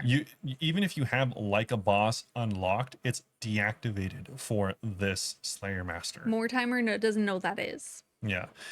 This will hopefully encourage more meaningful decision making within Slayer, and this is a new alternative to existing Slayer masters that will not directly replace them. If you want more points and if you want more XP, you are still going to go to Duradel, Mm-hmm. is what they're saying. Okay. Yes. Also, I do have to emphasize you will get more points because by default, More Timer gives 0 points on task completion. This is for collection log hunters. Well, not necessarily. Let me get into it. So, like we mentioned, there are mortifiers slash modifiers for each task. You can get more and more the more tasks you do. So you get Mort one, and Mort. you can get up to 2 modifiers if you've done 0 tasks, up to 3 modifiers if you've done 25 tasks, 4 if you've done 50 tasks, 5 if you've done 75 tasks, and then at 100 tasks, you do unlock that third choice for an assignment. Wow. And the tasks that are getting modified can have a wide variety of modifiers. One of them being that you get Slayer points on completion. So there's still a way to make Slayer points. It's just not guaranteed. And we don't know how many. And also you can get modifiers such as increased quantity, increased clue scroll drop rate, increase Slayer awarding XP, and also Slayer spawning or Slayer superior spawning more often. So those are example modifiers. It's not exhaustive by any means. Is spawning superiors more frequently gonna make, oh my god, I sound like such an economy person. Is that gonna make the heart less crazy? Like less expensive? Yeah. Yeah, of course, if it's easier And to like get. less cool though. No, it's It still still is by pretty far and away cool. the like one of the best Honestly, mage items in the game. until I was reading this blog, I never considered like, ooh, it would be kind of cool to like try to collection log all the superiors. That'd be kind of sick. True. They do say that, for example, so they'll let you pick between 2 different tasks. For example, would you rather have Smoke Devil task or more lucrative Abbey Demon task? Obviously, one's faster than the other. Mm-hmm. At least one task on the list will have a modifier, and there will be a 10% chance that each other task will receive one as well. So in both cases, Mortimer assigns the modifiers randomly. So it should be pretty varied and interesting for the different tasks. Did you almost want to say more timer? No. I heard a pause. Anyways, so if you're wondering how this is going to affect other Slayer Masters, like I said, XP is straight up going to be better at Duradel. Points are straight up going to be better at Turiel and Konar. This isn't changing any of that. And Turiel skipping is still going to be extremely valid. This is really just to, if you want to pick what you get. Yeah. Mortimer has additional drawbacks as well. It's not all sunshine and rainbows. This is very much a specific choice to go to Mortimer. He only has 2 blocks. Yeah, and it's 120 points, which is more than Duradel, which is only 100. Very expensive. Oh yeah, it is 50 Slayer for Turtle. Oh, there we go. Thank you. Yeah. But yeah, so you only get 2 block slots, and they even show all of the mobs that will be on Mortimer already. This includes really bad tasks like worms, basilisks, Infernal mages, cave horrors, drakes, crawling hands. but some really cool ones like Araxite, Smoke Devil, Hydra, Gargoyles, like those all have bosses. Yeah. And yeah, Griffin boss, obviously, like Hardest combat in the game. Yeah, some pretty good mobs as well, depending on what you want to do. And like I said, but you only get 2 blocks, so you got to choose wisely. Crazy. Yeah, and they're so expensive. You can still do task storage, and you can still get the Slayer Cape perk. It's going to be the exact same as the last task. Same modifiers, same length, same everything. But it is obviously a very interesting Slayer master. How are people feeling about this? I'm feeling like okay about it, but I could see people disliking it. I've seen a lot of people intrigued by it. I am very intrigued as well. Not necessarily a lot of on the fencers or or people that are interested. Not so much negativity from what I saw. Yes, I think it could be very interesting, but I do feel like it's one of the things that maybe after adding, we'll have to tweak a bit. I think it's cool. I think, yeah, I'm more leaning positively for sure. But it is just like so different. It's like weird. Yeah, I sort of think that Slayer is one of the worst skills in the game, not even close. So I like if this Slayer. makes it more interesting, that's cool. You know, I thought Slayer is my favorite skill. And then I was telling Robert earlier when he was like talking about how he liked MLM. And I was like, I realized during leagues, I just like farming. It's just like chill. Doing the 105 million farming, I think, made me like it. Like it was the Stockholm syndrome to me or something. True. Because even after I did like the task I wanted to, and I knew I wouldn't be able to get the next XP task, I still was like, I kind of want to farm more, but it's okay. It's just like I'm probably not ever gonna do it on my main again. I'll just do Yeah. it during leagues. Well, that's fine. Something that you might be able to do next league is going to be golem crafting. This sounds so cool. Yeah, so this is going to be using a new mineral that is specific to this island called sunstone. You can harvest it and construct golems, and they protect you from harm. So once you've completed Fallen from Grace, you'll learn about golem crafting, and this new training method is going to be a viable alternative to glass blowing, especially at higher levels. AKA a viable alternative to mining stars for I- 60 days. I'm going to insert this here now, even though we'll kind of go over it in a minute. That is a really poor comparison. Comparing it to glass block? Yeah. Really? Based on how click intensive this is, comparing it to glass blowing, it should straight up be higher. I think well they call it an alternative specifically because glass blowing's AFK. Not They really. say a viable alternative to glass blowing. One, there's a huge amount of prep, and two, it is very AFK. It's so AFK, people hate the glass blowing part more than actually gathering the sand because of how boring it is. That's why I think that this is actually good in comparison because now like, oh, it's clicky. Nah, But maybe it should be a little bit more. I think it should be. I prefer, obviously you can like whatever, but I prefer to almost directly link clicks/effort to XP. That's valid. So that's my rationale. Well, let's explain how it works to you guys so you can see what you think. Sure, there's a mining aspect and then there is a crafting aspect. And so for the mining aspect, you can choose a couple ways to do it. The first one is going to be mining sunstone rock. It's kind of like a rhythm based thing. You can click to mine it, or you can mine it in a rhythm and it's faster.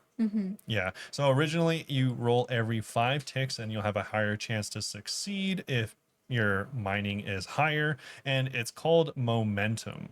So while you have momentum, you'll also benefit from a 20% chance to mine an additional sunstone chunk when you mine the rock. So if you're mining every like roll that it says to mine, then you'll mine faster. Yeah. And alternatively, if you want to be more chill, you can click a sunstone monolith to gather sunstone instead. It's going to be a lot slower. Yeah, it's slower, more AFK, more relaxed, and then you go into step 2. Yes. Step 2 is golem crafting. This requires 60 crafting and finishing the quest. First, you're going to create a golem base using 4 of your sunstone blocks. Simply click on a crafting spot, which will automatically set up the base. To shape the golem, you'll have to carve it on each side, north, east, west, and south. Never eat soggy waffles. They did it wrong. North, east, south, west. Oh, that sounds weird. Anyway, this will take 15 ticks per side, so 60 total plus movement time. This will be possible to accelerate faster by clicking on the correct tick, getting that momentum that they mentioned. Once you've got all the sides prepared, it's time to insert a golem core. This can be created by using your chisel on the sunstone to create the core. These can also be shaped without needing a golem crafted, so you can craft them ahead to save time. Once you have the golem shaped, insert the core in the spot directly in front of the golem. If you learn the process and plan your movement, you'll shave a few ticks off this activity by finishing the shaping part of the activity at the perfect spot before you insert the core. So tick perfect seems to be paying off here. Yeah, If you can. for sure. And also the last step is going to be clothing the goblin. Goblins! The goblins.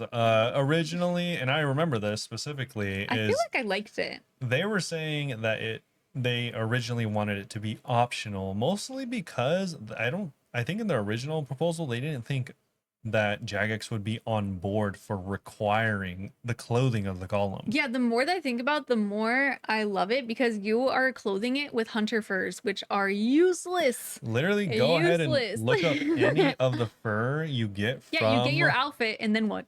Yeah, look up any of the fur that you get from hunter rumors. They have literally 0 uses for a lot of them. They have one use to get an outfit. And No, then some of the other ones have 0 uses. Now they're gonna have a use, thank God. Yeah, so you can use any for Ugh, this would have been assumedly. so fun in leagues. I had so much hunter. Yeah, with and this her. will give you extra XP for crafting, not necessarily for hunter, but you will probably have the XP from hunter anyways. I don't know if I skipped over when I said it, but you have to dress them this time. You must dress You them. must dress them. They cannot be naked. Yeah. Importantly, lower tier furs, including the ones found on the island, will still allow you to participate in this activity, with rarer furs from across the wider game providing better XP rates. Yeah, so there will be fur just like I'm assuming So- spawns like on the ground. No, I'll actually tell you how to get them Oh in yeah, just never a minute. mind. There's a second skilling. Yeah. This So island is gonna be fun. this was the most divisive thing of the batch, this reward. Oh, interesting. I don't like it, Yeah. but we'll talk about it briefly. It's not hugely divisive in my opinion, but I don't like it. So Okay. this is primarily XP focused, so there's not going to be a lot of rewards, but the one reward that they do bring up is offering a unique, such as a main hand glass blowing pipe. So you can have one more molten every single inventory? I don't know. A new teleport, as well as unlocking a second station to improve the activity. Mm-hmm. My problem with this is they low-key, in my opinion, gutted the hunting knife or the fletching knife Did they? I don't for remember. whatever reason. People thought it was too overpowered. Oh, I don't even remember. I thought forever that you could use it in your hand. You can now. You can't. I think you can now. You can use it in your hand, but like your offhand or something. I think you have to like still go to your character and click use and then go to your inventory. I don't remember, to be honest. You can't either way. I know I was wielding it at least. Yeah, either way, At you least. can't just like right click and then cut like in your inventory. You have to use other parts of your Ew, inventory. I hope that they fixed it now it works, because that's No, weird. that's a nerf. They did that on purpose. Ugh. Because originally you could use it in your hand. I actually just straight up don't think you can use it in your hand. You can. I definitely wielded it. I welded it. You can wield it. Did you use it? Oh, I thought you meant like you can't use it, like put it in your hand. Yeah, did you use it from your hand? I assumed it was just using it. I didn't check. I don't know how I would have We checked. have to check. We have to check. Okay. Look up hunter knife. So yes, it can be active when it's in your inventory or equipped in the offhand slot. No, I didn't read the next sentence. Yeah. I got too excited. Though the wielder will still need a knife in their inventory to use on logs to initiate the cutting.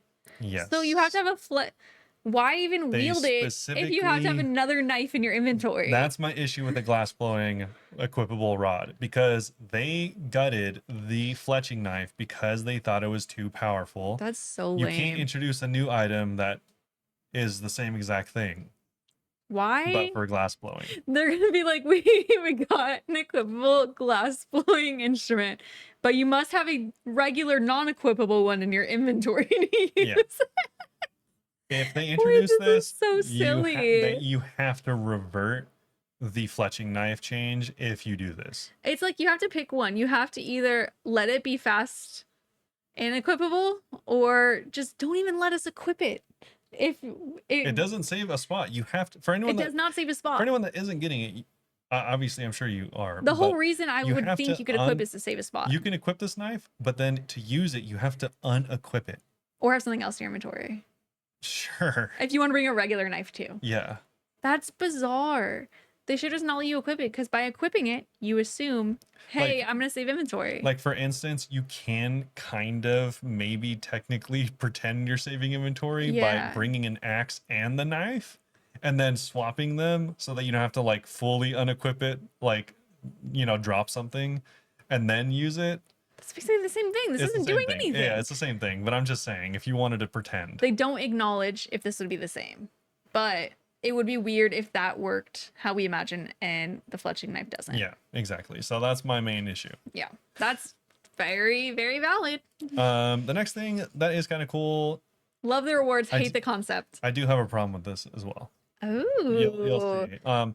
So goat hunting. This is a brand new hunter training activity found in Wyrmscraig. You just lure goats into a spiked pit and you kill a bunch of them and you skin a bunch of them. have any of you guys ever seen Yellow Jackets? If you know, you know. Oh my god. Yeah. It's a cannibal show. So this is going to be an engaging alternative similar to red and black salamanders. 60 hunters required and sheep herder as well. You're going to get things like goat fur, goat horns, and spike sets. Goat horns might be good for the goat dust if you're going to be using it for herb lore. Oh yeah, very true. Gameplay loop is, like I said, you just cattle prod these things into a pile. They all die. They and say it's gonna then, be less traumatic than Sheep Herder, which sucks. That quest, yeah. allegedly. As with most hunter activities, there's a chance of failure, but it's going to be fairly low, like 15% at 60 hunter, and I'm guessing like guaranteed higher. Yeah. For each goat successfully herded, you'll get XP, and however, the majority of the XP is going to be coming with interacting with the pit itself. The number of goats required to fill the pit is based on your hunter level, so yeah, you might need more or you might need less. And if you don't want to use the cattle prods, it says you can also use telekinetic grab, and then there was another spell as well. We scrolled past it, but there's 2 spells that you could use if you'd like. Yeah, and also weirdly enough, you are only going to process 1 goat at a time. So if there's like 10 in there, you just have to wait and like process 10 of them. Interesting. Yeah, goat hunting is primarily designed as an XP focused activity rather than a profitable one. In the campfire video, they do mention that it's aimed to sit just under red and black salamanders, so around 80k hunter per hour at 60, which is pretty good, or 140k per hour at 80. That's really good. Well, It's good to okay. me. Yeah, now you're starting to compete with red chins and stuff like Yeah. that. Whilst we'll discuss the poll rewards separately, they do want the activity to drop a mix of goat fur to be used with golem crafting, of course, if you want, goat horns, and of course, this is the part I don't like, a Whoa. pet. You don't like Mr. McGroot. No. You don't like that they added goose to this game. So tell me how many pets come from this skill. I thought the same thing. Hunter has a lot of pets. It's And already 3. I am not opposed to it, but they really do need to start evening it out with some other skills. Yeah. Like maybe forestry should have had their own pet rather than a recolor, because it's getting a little goofy. It's a lot, dude. It's getting a little McGroot-fy. No. Yeah. No. Yeah. That's worse than the But pet. I like the pet's design, obviously. It's a little goat. It's a not little crazy. goat. Yeah, that's cool. But dude, It 4 is kind of pets, crazy. Like, I agree with the people posting on the subreddit. They're like, I don't want Hunter to be like the pet skill, where it's like, oh, how many pets do you have? Are they not from Hunter? Because it's just like, how many do you need? It sucks because that is valid, but now they know about this pet, I want it. So maybe starting after the goat, they could stop doing that. But now I Okay. want this freaking goat. Well, if Whenever I was reading it, by the way, I thought it was going to be a recolor of a chin because they compared it to chins, no, yeah, which would be weird for it to grow long legs and become a goat. a demon chin, That's revenge kinda of the funny. goat's chin. Oh, gasp. Anyways, if that gets your goat, then we can talk about something else like RuneScape and Dragonwilds. Yeah, my coworker told me about this actually. He was watching the wherever it was announced. Yeah, for anyone that hasn't played it yet, the 1.0 update is ever impending. Yes. It is close. And Allegedly. along with it, the game's actually getting released on PlayStation. So if you like couch gaming and you don't have a PC to couch game, but you have a PlayStation, then maybe you can buy it on there if you haven't yet. And it will be releasing alongside the 1.0 update, which is a pretty big achievement considering it's been in early access. And this will officially put it out as a fully released game. Yay. I might actually want to play this. I didn't want to earlier because people said there wasn't that much time involved in the game. Well, now there's Like, a it lot was more. pretty quick. There's been a lot of updates over the year, and so there's a ton to do in Dragonwilds. There's been updates, and on top of that, the game's actually kind of free. If you already have PlayStation Plus Extra or a premium subscription, then you'll be able to play the game on PlayStation for free. Cool. Okay. I have to Yeah. get on Steam though. They do plan on releasing this soon. They don't say exactly when, but soon. So you can get a copy. It's, yeah, you can wish list it if you want. But But it yeah. does. Let me give a rundown of what the game is real quick for anyone that doesn't know, because I kind of forgot what it was about.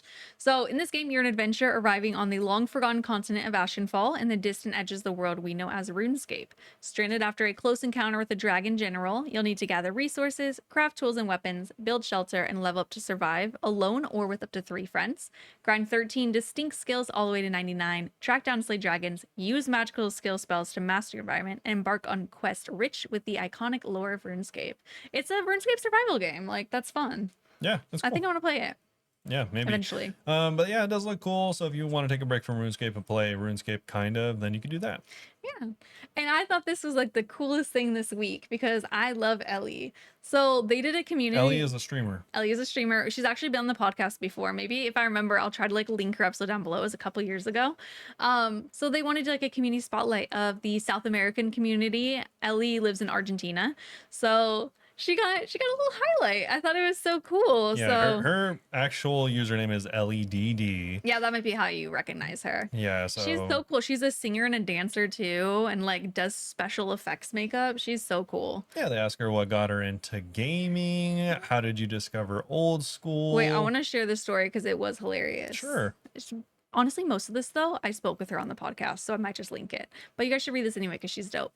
Anyway, so in 2021, Ellie wrote, I had the chance to reconnect with that side of myself, gaming. After years of not actively gaming, I really needed an escape from my own thoughts during lockdown. I didn't even have a computer of my own, so everything started mostly on mobile. My cousin, who goes by Arcanist TV, kept inviting me to play games and watch his stream. His favorite game has always been OSRS. That's when everything kind of clicked. I made accounts for everything and decided to start engaging with his community. My English wasn't very fluent at the time, so I spoke mostly Spanish while trying out different games with them. Eventually, his friends and other streamers from the Latin American community convinced me to try OSRS, so I created my first account, OSRS Ellie. They even got me my first spawn and guided me through the first steps. It was a really wholesome experience, and I still carry that with me.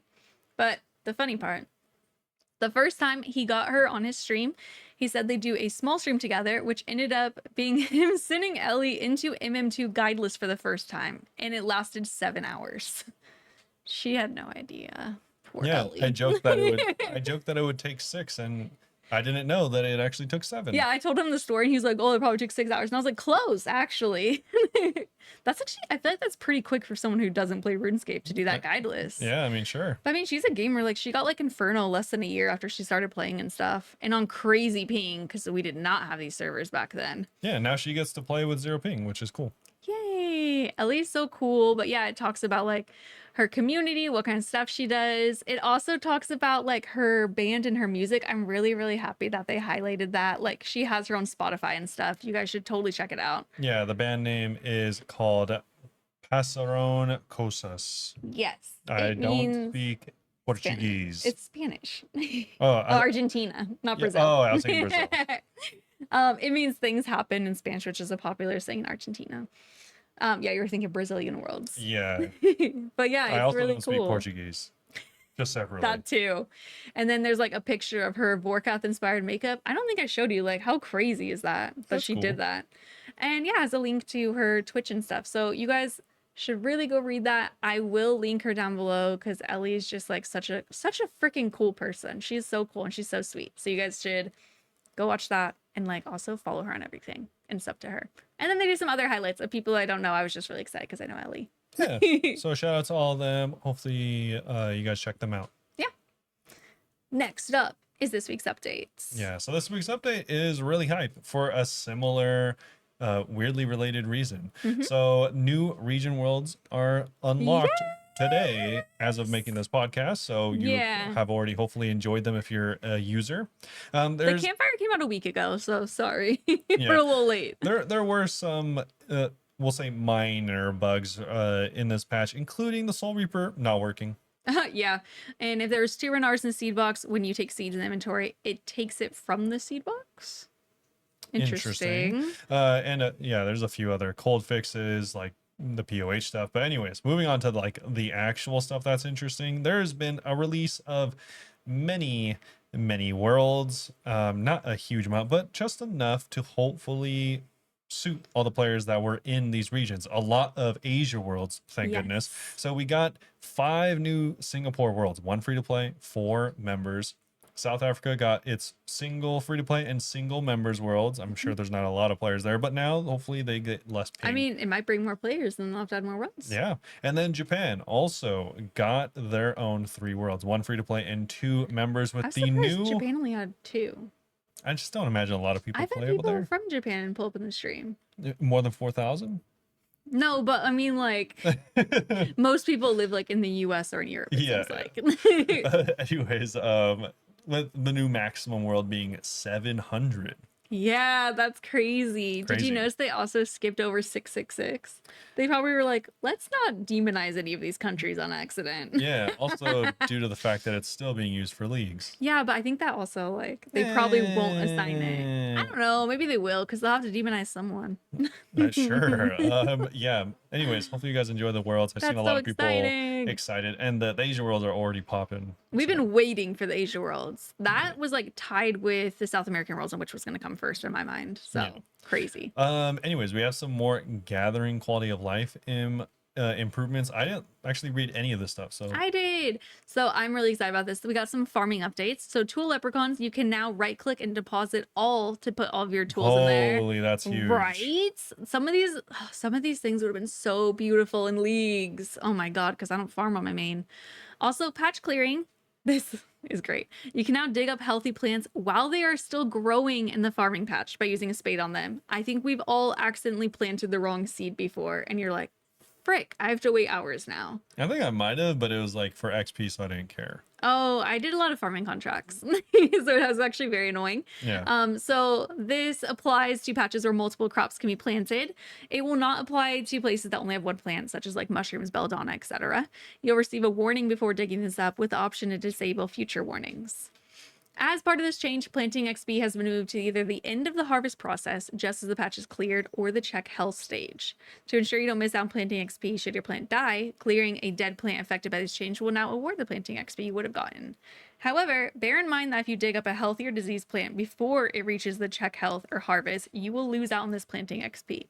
This prevents unintended training methods like planting it and planting it over and over again. Imagine doing that for XP. Honestly, I am surprised that they did this, because this definitely seems like something they would have actually put in the game and next week been like, oh my god, The thing right? is, it's such a minute amount of XP. It would, I That's wonder how much money it would cost. Well, that's why I'm saying I'm shocked that they actually caught this, because does that not sound like something that they would catch next week and be like, oh, wait. I'm kind of interested to look it up, because Surprise. in my head, I feel like you get like 100 XP at most for planning like end game But you could stuff. have like a huge stack of herbs and just keep doing it over and over. I feel like it would add up to a lot. I guess so, but I guess by the time I imagine you have like 5,000 snake grass seeds, you kind of don't need them anymore. I don't know. But Maybe. who knows? I mean, obviously. And if you change your menu entry swapper, you can make it so you could left click to dig up. Yeah, I mean, it doesn't matter now. I just thought it was Interesting to think about, yeah. Yeah, I didn't think it would matter. There was some seed, box, and vault changes. So when you have an active farming contract that requires a seed or sapling, it's now displayed at the top of your seed vault, so you don't have to search for it. Using a seed box on a farming patch will not automatically attempt to plant the first seed suitable for the patch, and you could reorder the seed box. So if you're worried about it taking like the wrong herb seed or something, you could fix that. For herb patches, cacti, and compost, there's some changes. Herb patches now show which herb they contain in the right-click options. This change does not apply to dead herbs. For that, you'll have to inspect it still. They added a right-click clear option for cactus or potato cactus patches, allowing cacti to be cleared even if they still have produce.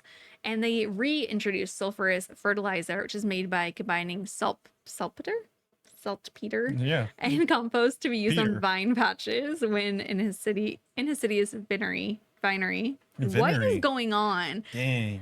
You're doing it again. More timer. When applied to a vine patch, the sulfurous fertilizer will increase your grape yield, including Zamrock grapes, by 20%. League has taught me what Zamrock grapes were. Yeah. really they're weird. made I'd never done it for, before. Zammy brews. Yeah.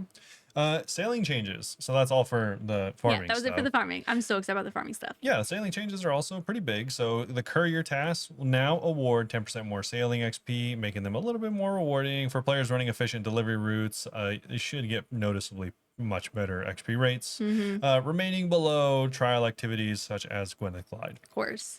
Bounty tasks and miscellaneous changes. So every sailing creature can now be reliably targeted through at least one guaranteed bounty task location. Huge, because I just keep trying to get vampire krakens. Yeah, So so now for they'll for sure be example, one. a player can go to Deep Fin Point to guarantee get a Veiled Kraken task, or go to Lunar Isle for a guaranteed Vampire Kraken task. Perfect. I really like that. Yeah, they have a list of all the places, so. Yeah.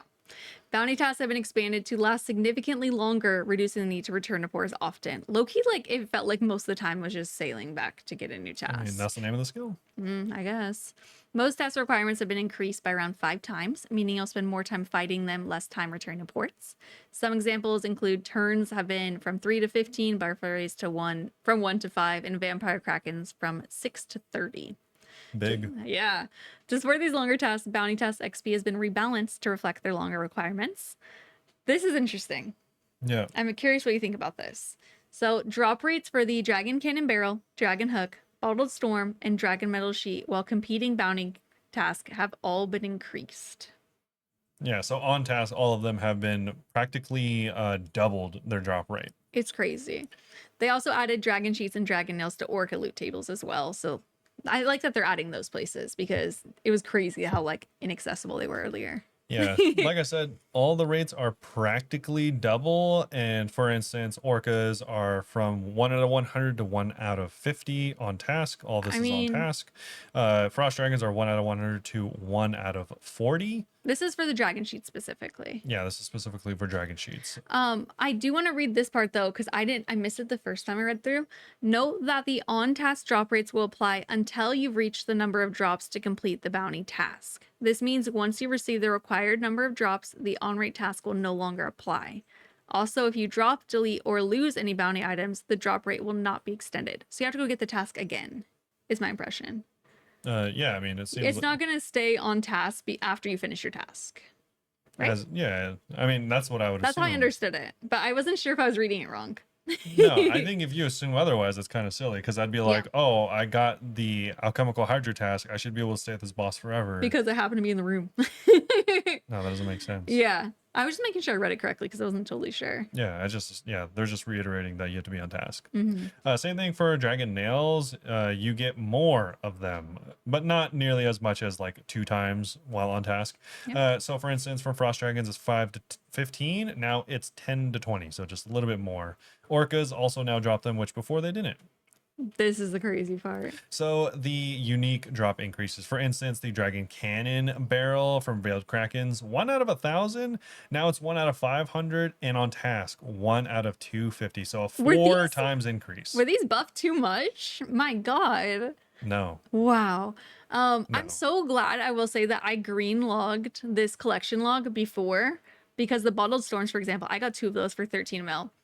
They used to be from Vampire Krakens, 1 out of 512, takes a long time to kill. They're now 1 out of 350. If you're on test, they're 1 out of 175.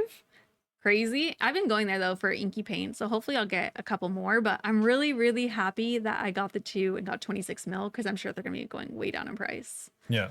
But this collection log just got a lot easier, you guys. True. If you're interested in collection log. And also, I mean, obviously everyone saw this coming. I mean, they talked about it, right? So it's like, if you were holding on these items, that's only yourself to blame because all of these items have dropped by at least half their value, which makes sense because they're at least twice as available now. Yeah. So glad I got those drops earlier. Yeah, I've seen like a lot of the items go from like 20 mil down to 10 mil or 16 down to 8. So it's crazy. Just, yeah, unfortunately, if you were holding on to it for some reason, then you just lost out on some money. But maybe you can go do the new best in slot smithing for rubium splinters. Should make the money. Anyway. No, I'm just kidding. It's not. The next change is for rubium splinters. A lot of people were like, yo, it takes 30,000 splinters to do the smithing for an hour. Oh yeah, so they increased the buy limit from 4,500 to 30,000, so you can do it for 1 hour. You would have to buy rubium splinters at max for over an entire day. For 1 hour. For 1 hour. That's bizarre. More realistically, you stay at the GE begging someone else to get it for you. Yeah. And Yeah, it's so ridiculous. So they made the Ruby and Splinters so irrelevant now that Mm-hmm. their price is like nothing. Of course. They did, though, add a teleport to last boat option to the teleport to boat tablets, house portals, Nexus, etc. Yeah, that's cool. They also added a warning before teleporting in a PvP world with red or blue rum obtained from Turbo Brewing and the Pharaoh Scepter from Pyramid Plunder. I feel like the Pharaoh Scepter thing they should have fixed forever ago. Isn't that the main way people like bait you to kill you? I have no idea. A missing tablet has been restored north of the Quality headquarters. And they streamlined the process of creating a new gem container. You can now combine any required components with another to make the gem pouch, satchel, tote, or sack. You do have to use a needle and thread, though. Yeah. That is it for the regular game update, but they do have a merch store update. They officially launched the new merch store. They have a US and Canadian version, and they have one for the rest of the world. So they say bear with us though that they're still like kind of adjusting it, and orders are expected to begin shipping in early to mid-June once the new warehouse is set up. Yeah, they got the new official Yama pin, a demonic pack banner pin, League 6, and that's about it. We always love the Angelscape pins though. They're always Yeah. very cool. Also, obviously, we already mentioned Dead Man is happening, so Mhm. check out their Twitch. It's going to be on the official RuneScape Twitch if you want to check it out whenever it does happen. Yep. And that'll be on June 6th, so feel free to... 6. Yeah. Oh my god, it's happening in a few days. Yeah, on Can June I be 6th. honest? I thought today was like the 7th. It's the 3rd. Yeah, it's going to be Thought we happening missed it. 8 a.m. EST or 5 a.m. PST. Oh, this is the draft. Oh my god, I'm so dumb. I meant the event. Oh, this week the event? This is the draft. This is not the event.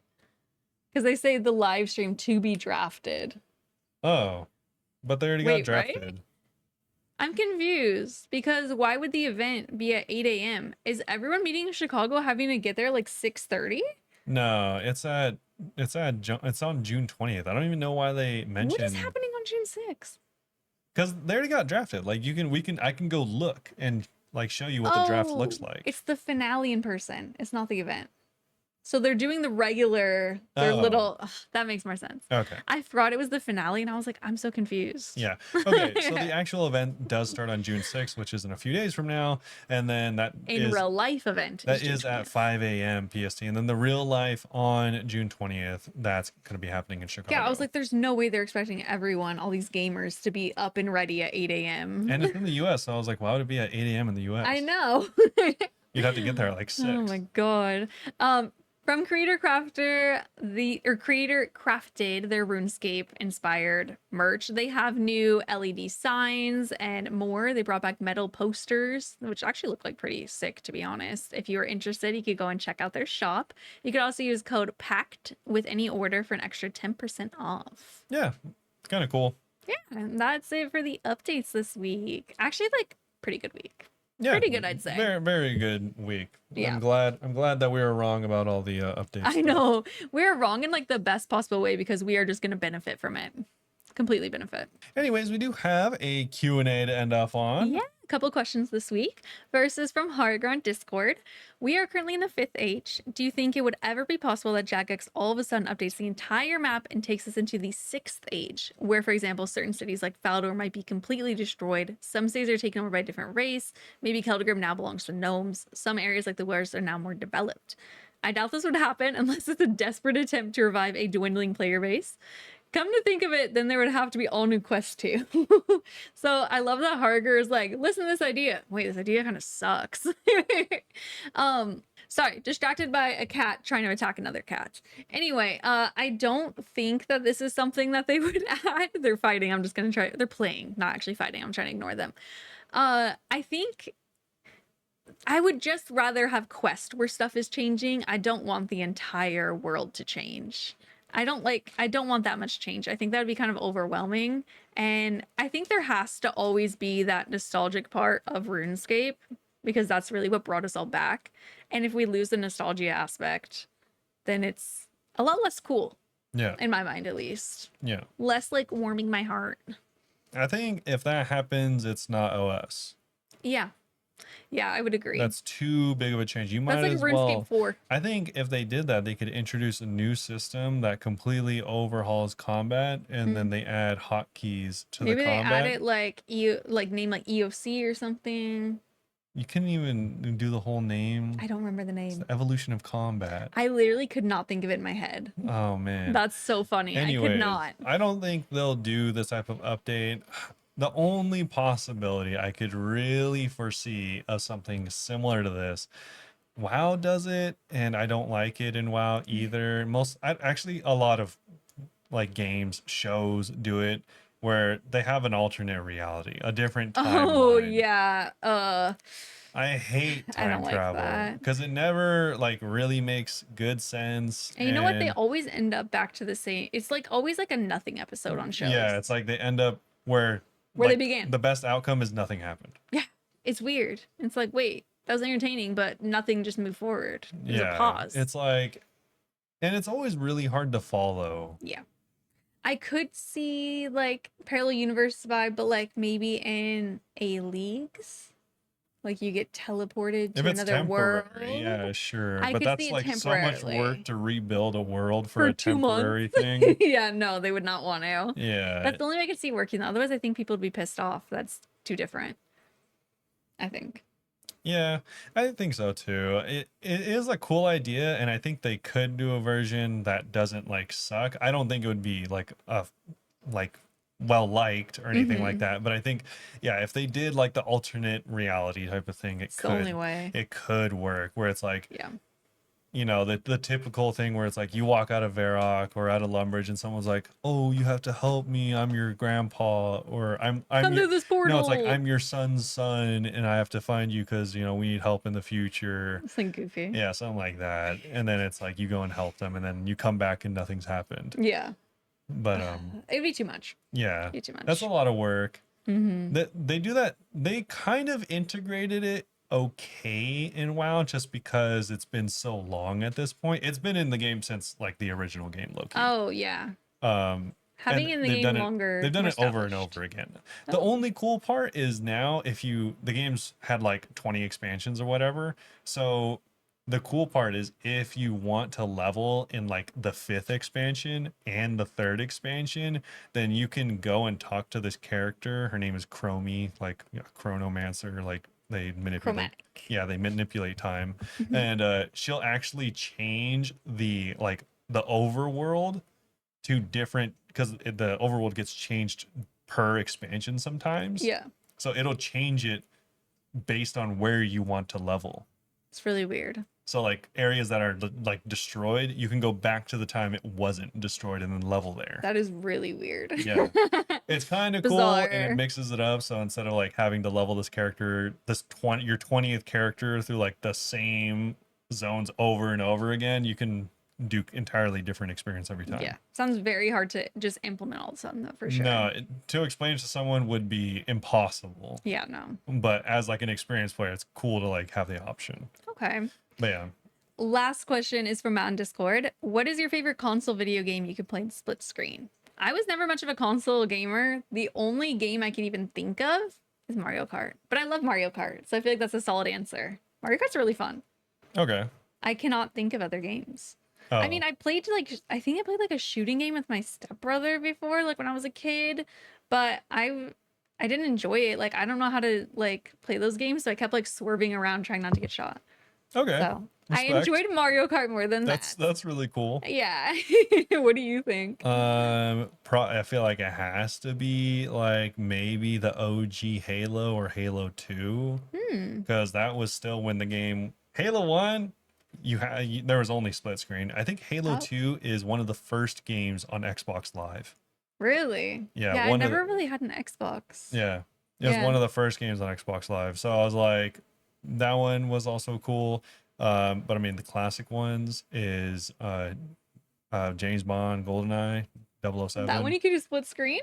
Yeah. Wow. You have He's to remember, weirdly talked about the game a lot. any shooting game you could like split screen back in the day. Interesting. Yeah. Okay. Or Perfect Dark, which was kind of like James Bond, but like more futuristic and stuff like that. Like yeah. I remember, bro, this is actually so crazy. They had this technology back in the day.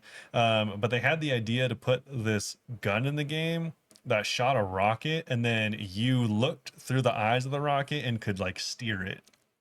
Insane. Yeah, That reminds me crazy. of the episode of One Piece we just watched. Yeah, like that. Or actually, one of the sickest games that I played in split screen ever was Unreal Tournament. That game was sick. I don't even know what that is. It's like a game where it had like it was like a like it was a competitive reaction based shooters. Like people would be literally flying across your screen, and your goal is to like shoot them out of the air while you're flying across the screen as well. Oh my god. Yeah, it was like they still have it actually. It's like Unreal Tournament. It's like a real still competitive thing. We should start doing that instead of RuneScape. You would never even you would never get one kill. I think I would hate it. Yeah, you would hate it. I would not like it. Yeah, it's very But hard. how about Mario Kart? Ay. Yeah, I was saying I've never had a Nintendo device growing up besides a Game Boy Color.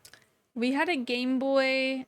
I think someone in my family had something Nintendo, but I don't remember who, you know? Yeah. Like, because it was like my sister that used to do hair. I won't say her name. So she was probably like a teenager. So I was probably like 8. And I don't think we even had it that long. I just remember playing Mario on a split screen. And then we have played it with our Switch on the TV before. Did you have game consoles growing up? No, not really. My dad had PlayStation, but I was talking to I don't know who I was talking to about it actually, but you know, like some people are like, oh my God, I would like play with my parents growing up. It was so fun. And I was like, my dad would play video games and then we'd be like, can I play? And he's like, let me just do this one more thing. And then like, he wouldn't let us play. He would just keep playing. That's appropriate. Yeah, he would play like a motocross game and then a wakeboarding game. Dude, I played a motocross game. It And was me and my sister would sit there like, can I play? And he's like, I'm in the middle of this. And we're like, That's sick. yeah, it wasn't really family bonding so much as watching my dad play video games and wanting to play video games. Dude. Yeah. Yeah, Yeah. I didn't have Nintendo, but I like also I only ever had the PlayStation, but I played every other console except for the Nintendo ones. Whoa. Okay, except for like the GameCube, because like I played My friend had a GameCube. my uncle, he like low-key lived with us, so we played his game console, which was the Sega Dreamcast. Love that. Yeah, it was actually a pretty sick console. It had like They have Sonic the Hedgehog. I don't know if it did, but the only game I remember playing on it was Soul Calibur, which is like a fighting game. Mm-hmm. That game was sick. And then the other thing was like my cousin had the Nintendo, so that's where I played Perfect Yeah. Dark and 007. Yeah, I played I had a little like Game Boy too. One of the ones that like, you know, like didn't glow. So Oh, I yeah, would yeah. try to play it in bed and my parents would like leave our door cracked. We weren't allowed to sleep with our door closed because they were afraid if there was a fire we'd like get trapped. That's crazy. It was so weird. And then in high school they didn't care, question mark. But anyway, I would try to angle it so I could see in the tiny crack from the door with the hallway light and I would play Mario on it. My parents did not buy me that. Someone left it at my mom's work and it was there for like a week. So they're like, all right, fine. One of you guys could take this home. So she brought it home for Damn, us. that's crazy. It was so lucky. Oh my Yeah. gosh. We each had our own Game Boy Color. Yeah. And then eventually we got the Game Boy Advance, like the flip screen ones. Did like the DS. Yeah. Well, Yeah. no, not the DS, because that's the wider one. It was the smaller square one. We got the DS. My sister got the pink one and one of our friends stole it. We still don't know who it was. True. And then I bought the DSi with birthday money for my 13th birthday. And I have so many old cringe pictures of like me and my friends when I was 13. Oh. It's so funny. I really didn't. I've never been into like handhelds. Really? I Yeah. like handhelds or like PC. Console games, it just weirds me out that's on TV, I guess. Oh, really? Like I think it would be, I like the vibe in my head when I imagine it. Sure. But I think I'm so used to PC now. Like even when I play like on my Switch, I play while sitting at my PC because I'm just so used to sitting here. Sometimes I hate how much I'm like, I need to sit on the couch. I need to mix it up a little bit. Dude, one of the things I remember is whenever like the first Call of Duty came out, like Call of Duty 4, you could like if you got there was like categories of guns, right? Like the machine guns and the snipers and stuff like that, and you could get like the gold version skin for the gun, but you had to get like 100 headshots with each gun in the category. Oh my God. It took a long time. I bet. But if I had, bro, I got him. Of I got them all. course you did. I had the golden AK. Looks so sick. And I remember one time You played so much more violent games than I did. they had the stats on the screen. I had like 20,000 kills or something like that. And I was looking at it with my dad once, and it was like it showed the amount of time played, and I had like, I forgot, it was like 17 or like 23 days of like play time. Oh my god. It was That's actually sick. crazy. Yeah. He's always been a gamer boy. Yeah, that was cool. That was fun. Yeah. That was like the last console game I ever played until I got to like PC. And we got our Switch. Yeah, I got the Switch like 15 years later. Yeah. Yeah. Took a long time to get another console. Yeah. But yeah, that's it. Anyways, what's your favorite video game on your console? Let us know. And why I thought is you were it asking me. I was like, I already answered. yeah. And why is it Call of Duty? So anyways, that's it for this episode. Hopefully you all enjoyed it. If you did, you can also follow us to get clued in on our next episode and when it's out. Yeah, TikTok and Twitter are Bunebape OSRS, Twitch, YouTube, Instagram, and Blue Sky are all Bunebape. I stream 4 days a week at twitch.tv/Bunebape and on YouTube. Still not back on TikTok at this time. And we will see if I stick with Inferno. If you guys think I should, like, stop by and encourage me, because if I don't get encouragement, I will quit.